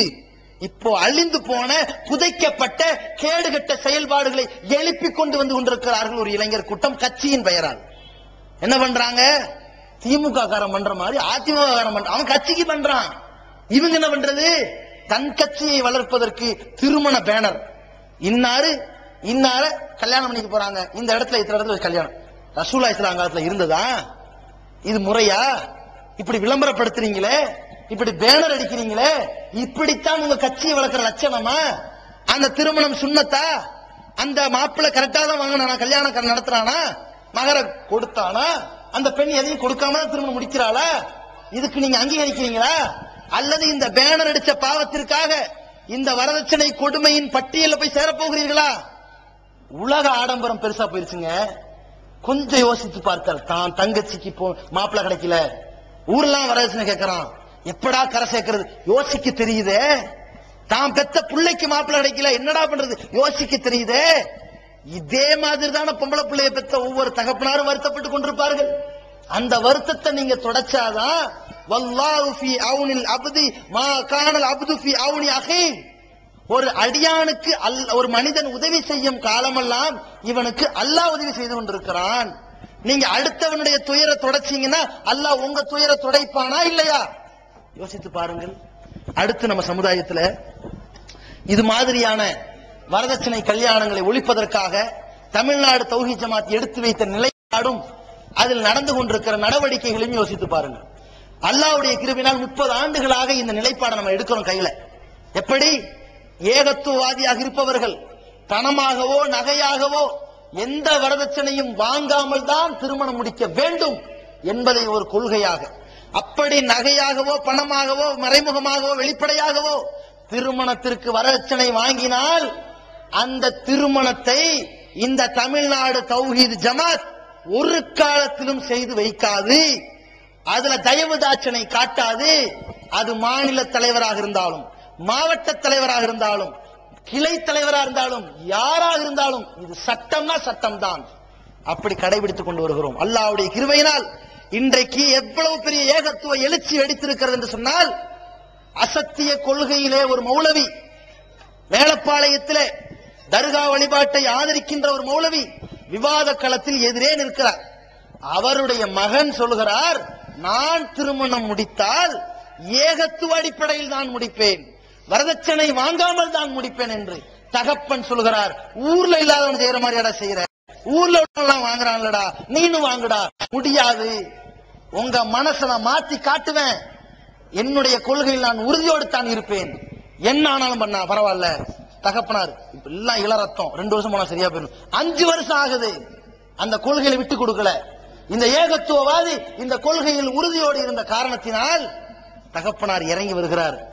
ஏதாவது ஒரு பொண்ணை பார்த்து முடிடா, இப்ப பெண்ணை பார்க்கிறார். ஏகத்துவவாதியை தேர்ந்தெடுக்கிறார். எந்த வரதட்சணையும் இல்லாமல் அல்லாஹ்வின் தூதர் சொல்லிக் கொடுத்த மாதிரி திருமணம் முடிக்க போகிறேன் என்று சொல்லுகிற பொழுது தகப்பனார் சொல்கிறார், வரதட்சணை வாங்கல, அது உன் விருப்பம், திருமணத்தை நான் தான் பண்ணி வைப்பேன், நான் ஆலிம்சா, ஊரெல்லாம் என்ன கேள்வி கேட்டுருவாங்க என்று அப்பவும் சொல்கிறார். நீங்க பிதத்தான முறையில் கல்யாணம் பண்ணி வைப்பீங்க, உங்களுடைய தலைமையில் திருமணம் நடக்க கூடாது, நீங்க நபி வழி அடிப்படையில் கல்யாணம் பண்ண சம்மதித்தாலே தவிர அப்படின்ட்டார். அதற்கும் பின்வாங்கி விட்டார். சரி போடா, அல்லாஹ்வுடைய அளப்பெரும் கருணையினால் நாம் அறிவித்த நிலைப்பாட்டின் அடிப்படையில் வரதட்சணை இல்லாத திருமணத்தை நமது இறை இல்லத்தில் வைத்து அரங்கேற்றினோம். இது போல தமிழகத்தில் பல்லாயிரக்கணக்கான வரதட்சணை ஒழிப்பு திருமணங்களை தமிழ்நாடு தௌஹீத் ஜமாத் இந்த சத்திய கொள்கை பிரச்சாரத்தின் மூலமாக சாதித்துக் கொண்டு வருகிறது. அல்ஹம்துலில்லாஹ். அதே போல இரண்டாவது நிலைப்பாடு, இந்த வரதட்சணை திருமணங்களில் ஒரு காலத்திலும் எந்த தௌஹீத்வாதியும் கலந்து கொள்ளக்கூடாது என்பதில் தெளிவாக இருக்கின்றோம்.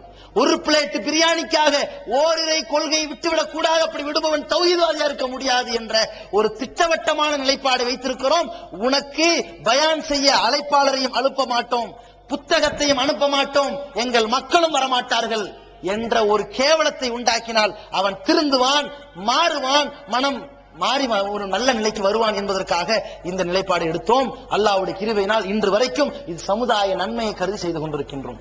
இரண்டாவது நிலைப்பாடு, எந்த திருமணத்திலாவது வரதட்சணை வாங்காத பட்சத்தில் மூட நம்பிக்கை அரங்கேற்றி விட்டால், மஞ்ச பத்திரிகை, அதாவது பத்திரிகையில் மஞ்சள் தடவுவது, மாலை மாட்டுவது, பிரமல கலாச்சாரத்தை காப்பியடித்து அரங்கேற்றி விட்டால் இதுவும் ஒரு தீமைதான்.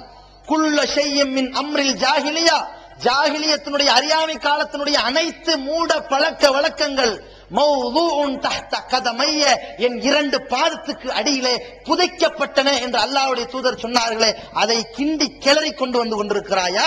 உன் திருமணத்திற்கு எங்களுடைய அழைப்பாளரும் வரமாட்டார், நாங்களும் வரமாட்டோம், தஃப்தரும் வராது என்ற இரண்டாவது நிலைப்பாடு. மூன்றாவது நிலைப்பாடு, அந்த திருமண சபையிலே அல்லாஹ்வுடைய தூதர் காட்டி தந்த முறை இல்லாமல் கூட்டு துவா ஓதிவிட்டாலோ, காட்ட முடியாத ஹதீஸ் அடிப்படையிலே கூட்டு ஓதிவிட்டாலோ, அல்லிஃபு பைனகுமா என்று அல்லாஹ்வுடைய தூதர் அவர்கள் காட்டித்தராத ஒரு துவாவை, எப்படிப்பட்ட துவா? யூசுப் என்ற நபியும் அவரை வளர்த்தெடுத்த ஒரு தாயும் புருஷம் கொண்டாட்டி மாதிரி இருந்ததை போல நீங்க இருங்க ஒரு கெட்ட செயலை துவாவோடு சொல்லித் தருகிறார்களே, இந்த துவாவிற்கும் இஸ்லாத்திற்கும் எந்த ஆதாரம் கிடையாது. அப்படி ஓதப்பட்டு விட்டால், பாத்தியாங்கிற பேர்ல ஓதப்பட்டு விட்டால், பிதாத்துகள் அரங்கேறி விட்டால், இந்த திருமணத்திற்கு இந்த ஜமாத்தின் புத்தகமும் வராது, பேச்சாளரும் வரமாட்டார், நாங்களும் வரமாட்டோம். மூன்றாவது நிலைப்பாடு. நான்காவது நிலைப்பாடு, இந்த இடத்தில் தான் இது ஒரு படி மேலாக எடுத்த நிலைப்பாடு என்பதை நீங்கள் உணர்ந்து கொள்ள கடமைப்பட்டிருக்கிறீர்கள். என்ன தெரியுமா? நாங்கள் இந்த நிலைப்பாடுகள் எல்லாம் எடுத்ததற்கு ஒரே ஒரு காரணம், அல்லாஹ்வுடைய ஆயத்து தான் காரணம். அல்லாஹ் சொல்கிறான், அல்லதீன யத்தபிஊன ரசூலன் நபியல் உம்மிய, இந்த மக்கள் சஹாபா பெருமக்கள் எழுத படிக்க தெரியாத ஒரு தூதராகிய நபியாகிய இந்த முகமதை பின்பற்றுகிறார்கள். அல்லதி, அவர் எப்படிப்பட்டவர் தெரியுமா? யஜிதூனஹு மக்தூபன் இந்தஹும் ஃபித் தௌராத்தி வல் இன்ஜீல், இந்த யகூதி நசாராக்களுடைய இன்ஜீல்ல தௌராத்துல இந்த தூதரை பற்றி ஒரு வாசகம் உள்ளது. அந்த காலத்தில் யூத கிறிஸ்தவர்கள் வைத்திருந்த தௌராத் இன்ஜீல்ல, இன்னைக்கு இல்ல, அன்னைக்கு என்ன இருந்தது? யஅமுருஹும் பில் மஅரூஃப், இந்த தூதர் வருவார், மக்களுக்கு நன்மையை ஏவுவார், வ யன்ஹாஹும் அனில் முன்கர், தீமையை தடுப்பார், வ யுஹில்லு லஹுமுத் தய்யிபாத், பரிசுத்தமானவைகளை ஹலாலாக்குவார், வ யுஹர்ரிமு அலைஹிமுல் கபாயிஸ, அசுத்தத்தை ஹராமாக்குவார், வ யலஉ அன்ஹும் இஸ்ரஹும் வல் அக்லால் லதி கானத் அலைஹிம், அந்த மக்களுடைய கஷ்டத்தை நீக்கி எறிவார், சிரமம் என்கின்ற விலங்கை அகற்றுவார் என்று அல்லாஹ்வுடைய தூதரவர்கள் சமூக அக்கறையின் அடிப்படையில் அந்த சமூகம் எப்படிப்பட்ட சிரமத்திற்கு ஆளாக்கப்படுகிறார்களோ அந்த சிரமத்தை ஆங்காங்கே அந்த விலங்கை உடைத்தெறிகின்ற பணியை இந்த தூதர் செய்கிறார். இந்த தூதரை போல பின்பற்றி நீங்கள் செய்தால் உலாய்குமுல் முஃப்லிஹூன், நீங்கள் மறுமையில் வெற்றி பெறுவீர்கள். அல்லாஹ் சொன்ன உத்தரவின்படி நாங்கள் செய்கிறோம். இந்த மூன்று நிலைப்பாடு சமூக அக்கறையை கருத்தில் கொண்டு. நான்காவது நிலைப்பாடு என்ன தெரியுமா? ஆடம்பர திருமணம். நன்கு யோசித்துக் கொள்ளுங்கள். இந்த திருமணத்தை பெண் வீட்டார் செலவில் செய்யவில்லை, ஆண் தான் தன்னுடைய திருமணத்தை மண்டபத்தில் வைத்து பிரம்மாண்டமாக மக்களை அழைத்து செலவு செய்து கொடுக்கின்றான். இந்த இடத்திலும் தமிழ்நாடு தௌஹீத் ஜமாத் ஒரு நிலைப்பாட்டை அறிவிக்கிறது. என்ன நிலைப்பாடு தெரியுமா? இந்த திருமணத்தில் பெண்ணிடத்தில் நீ நகையோ பணமோ சீதன பொருட்களோ எதுவும் வாங்காவிட்டாலும், நீ ஒரு செல்வந்தனாக இருந்த காரணத்தினால் இந்த திருமணத்தை அள்ளி மகர் கொடுக்கிறாய். பெண்ணுக்கு தாராளமாக கொடுக்கலாம். இதற்கு இஸ்லாம் வரையறை சொல்லவே இல்லை. எவ்வளவு வேணாலும் அள்ளி கொடுக்கலாம். அல்லாஹ்வே சொல்கின்றான், நீங்கள் உங்கள் மனைவிமார்களுக்கு கல்யாணம் பண்ணும் போது தங்க பொற்குவியல்களை கொடுத்தாலும் பிரச்சனை இல்லைங்கிறான் இல்லையா? அந்த பொற்குவியலே நீங்கள் கொடுக்கலாம், அதுக்கு எவ்வளவு வேணாலும் செலவு பண்ணுங்க, தப்பில்லை. ஆனால் இந்த மணமகனுக்கு இந்த மகர் தொகையை அடுத்து இருக்கின்ற ஒரே ஒரு செலவு வலிமாவுடைய செலவு. இந்த வலிமாவுடைய செலவை நபிகள் நாயகம் ஸல்லல்லாஹு அலைஹி வஸல்லம் சொன்னாங்க, இன்ன ஆலமன் நிக்காஹி பரக்கத்தன் ஐஸருஹு மஊனத்தன். திருமணத்தில் அதிகமான அபிவிருத்தியை பெற்றுத்தரக்கூடிய மகத்துவமிக்க திருமணம் எது தெரியுமா? எந்த திருமணத்தில் செலவுகள் குறைவாக செய்யப்படுகிறதோ, எளிமையாக நடத்தப்படுகிறதோ, அதுதான் மகத்துவமிக்க திருமணம்னு சொன்னாங்க நபி ஸல்லல்லாஹு அலைஹி வஸல்லம்.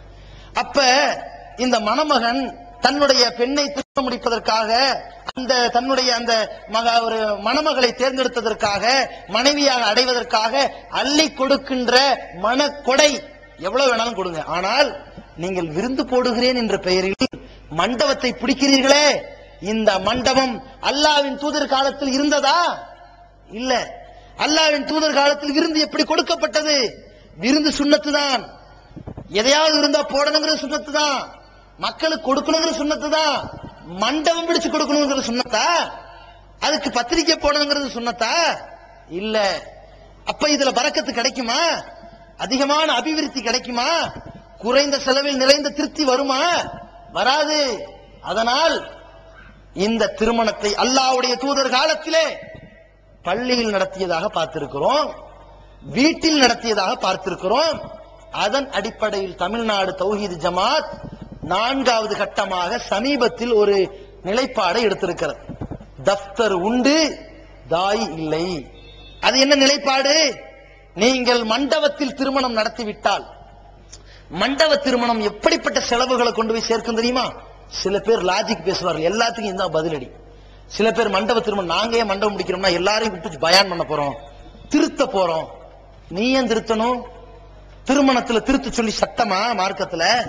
இல்லையே. சரி, அங்க திருத்த சொன்ன அறிவுரையில திருந்திருவாங்களா மக்கள்? எங்க திருந்துறாங்க? கல்யாணத்துக்கு வந்திருப்பாங்களா? ஆண்கள் இங்க உட்கார்ந்து இருப்பாங்க, பெண்கள் கீழே உட்கார்ந்து இருப்பாங்க. ஏ கதீஜா, இந்த நகை எப்ப வாங்கினது, இந்த புடவை எப்ப, இதுல பேசிக்கிட்டு இருக்காங்க. இங்க ஆலிம்சா இன்னல் ஹம்தலில்லா அப்படின்னு ஆரம்பிப்பாரு. டேய் எல்லாம் அந்த பிரியாணி வீடா குட்டாங்க குட்டா நஹ்மதுஹு வ நஸ்தஈனு விட கேசரி வச்சியடா வீடா. இது என்ன பயானா, அறிவுரையா? அங்க என்ன எடுபடுது? எல்லா ஆலிம்சாக்கள்கிட்ட கேளுங்க, திருமணத்துல பயான் எடுபடுதாங்க. நம்ம பாட்டுக்கு பேசிட்டு இருக்கோம், நம்ம முன்னாடி இருக்கிற ஒரு என்னடான்னா வெத்தலை எடுத்து வாயில வந்துகிட்டு இருப்பாரு, என்னடா கல்யாணம் என்று அதை வெறுத்து ஒதுக்கக்கூடிய அளவுக்கு இருப்பார்கள். அது தாவா பண்ற இடமாவும் இல்லை. ரெண்டாவது என்ன, மண்டபம் 2000 ரூபாய் கிடைக்குது. சரி, இங்க 2000 கிடைக்குது, இன்னொரு ஊர்ல 15000 கிடைத்தா என்ன பண்ணுவீங்க? ஒரு ஊர்ல மண்டபம் ஃப்ரீயாவே கிடைக்கும். இதற்குத்தான் நாம் ஒரு திட்டம் போட்டோம். மண்டபத்துல திருமணம் நடத்தினீங்கன்னா அது ஹராம் கிடையாது. ஆனால் அல்லாஹ்வுடைய தூதர் சொன்னார்களே பரக்கத்து கிடைக்கும், அதை நீங்கள் இழப்பதால் அதற்கு இந்த ஜமாத் ஒரு வெறுப்பை காட்டணும்ல, ஒரு எதிர்ப்பை காட்டணும்ல. சமுதாயத்தில் இது நாங்க அங்கீகரிக்கல அப்படிங்கிற புறக்கணிப்பை காட்டுவதற்காக தஃப்தரை மட்டும் அனுப்புவோம். தஃப்தர் எதுக்குன்னு கேட்டா, நீங்க சுன்னத் அடிப்படையில் எல்லாமே மகர்லாம் வாங்கல, ஒன்னும் அநியாயம் பண்ணல, உங்க செலவுல கொஞ்சம் கூட பண்ணிடுறீங்க. பண்ணினாலும் இந்த தஃப்தர்ல திருமணம் பண்ணுவது அரசாங்க ரீதியான தேவை என்பதால் இதற்கு தஃப்தரை மட்டும் அனுப்பி வைப்போம். ஒருத்தர் வந்து பதிவு மட்டும் பண்ணிட்டு வருவாரு, அங்க வந்து நாங்க பயான்லாம் பண்ண மாட்டோம். இதுதான் எளிமையான திருமணம். எங்களால சொல்ல முடியாது. எப்படி எளிமையான திருமணம் சொல்றீங்க? மாப்பிள்ள காலில் ஒரு விருந்து போடுவான், மதியானம் ஒரு விருந்து போடுவான், நைட் ஒரு விருந்து போடுவான், 10,000 மண்டபம் பிடிப்பான், சில 20,000 பிடிப்பான், சிலர் வந்தவனுக்கு வெஜிடேரியன் தனியா போடுவான், நான்வெஜ் போடுவான், மண்டபம் பிரிஞ்சா 200 பேருக்கு தகுந்த பத்திரிகை அடிப்பான், பேனர் போடுவான், இல்லாத பலாய் வந்துருதே. இதை எப்படி நாங்க எளிய திருமணம் பேசுறது? வேண்டாம், வீட்டுல நடத்துங்க, நடத்திட்டு போங்க. இல்ல எங்க வீடு வாடகை வீடு, 10க்கு 10 5 வருவாங்க, கூப்பிடுங்க போதும். பள்ளியில நடத்துங்க போதும். நம்ம என்ன பண்றோம்னா, நான் என் கல்யாணத்தை காட்டுறேன், தேவையா? வலிமா போடுங்கிற சுன்னத்து உலகத்துக்கே போடுவீங்களா? வலிமாவை வலிமா போடணும், மூமின்கள் அனைவரையும் கூட்டு போடணும், உலகத்துக்கே போடுவீங்களா? தேவையில்லை. எளிமையா செய்யணும். எளிமையா செய்யறதுக்கு என்ன வழி? அல்லாஹ்வுடைய தூதர்கள் காலத்துல எத்தனையோ மசூரா பண்றதுக்கு மஜ்லிஸ் ஷூரான்னு மண்டபம் மாதிரி சில இடங்கள் இருந்துச்சு. ரசூலுல்லாஹி ஸல்லல்லாஹு அலைஹி வஸல்லம் அங்க சோறு போட்டாங்களா வலிமாவை? இல்ல. நம்ம ஏன் மண்டப திருமணத்தை ஆதரிக்கணும்? அதுக்கு ஏன் அரவணைக்கணும்? அதுக்கு ஏன் ஒத்துழைப்பு கொடுக்கணும்? இது தாய் வேற வரணுமா? ஏன்னா இந்த திருமணத்துக்கு நான் வரவச்சனம் வாங்கல, எதுவும் வாங்கல, இங்க ஒரு பேச்சாளர் வரலன்னா என் திருமணத்துக்கு ஒரு கேவலம் நினைச்சீங்கன்னா வீட்டுக்கு வந்து கல்யாணம் பண்ணிக்கங்க, பள்ளிவாசல் வச்சு நடத்துங்க. யாருக்காக வேண்டி செய்யறோம்? இது எங்க நன்மைக்கா செய்யறோம்? எங்க வீம்பு வரத்துக்கு பிடிவாதத்துக்கு செய்யறோமா? இதனால் 4 தௌஹீத்வாதி திருமணத்தை இலகுவா செஞ்சுட்டு போவான். அவன் இளமை ஹலாலான முறையில கழியும். திருமணம் என்றால் இப்படித்தான் சிம்பிளா இருக்கணுங்கிற ஒரு நல்ல சகாப்தத்தை உண்டாக்க வேண்டும் என்பதற்காக இந்த ஜமாத் குர்ஆன் சுன்னா அடிப்படையில் களமிறங்கி இருக்கிறது. இதுதான் உண்மையான இஸ்லாமிய திருமணம். இந்த திருமணத்தின் அடிப்படையில் நாம் செயல்பட்டால் தான் நாம் உண்மையான இஸ்லாமியர்கள். இன்றைக்கு இஸ்லாமிய திருமணங்கிற பேர்ல நடந்து கொண்டிருக்கின்ற சமூக கொடுமைகளையும் மூட பழக்க வழக்கங்களையும் பிதஅத்தான அனாச்சாரங்களையும் ஆடம்பர பகட்டுகளையும் நொறுக்கக்கூடிய வகையில் இஸ்லாமிய திருமணத்தை மட்டுமே நடைமுறைப்படுத்தக்கூடிய உண்மை இஸ்லாமியர்களாக வாழ்ந்து மரணிக்கின்ற பக்குவத்தை வல்ல ரஹ்மான் நம் அனைவருக்கும் தந்தருவானாக.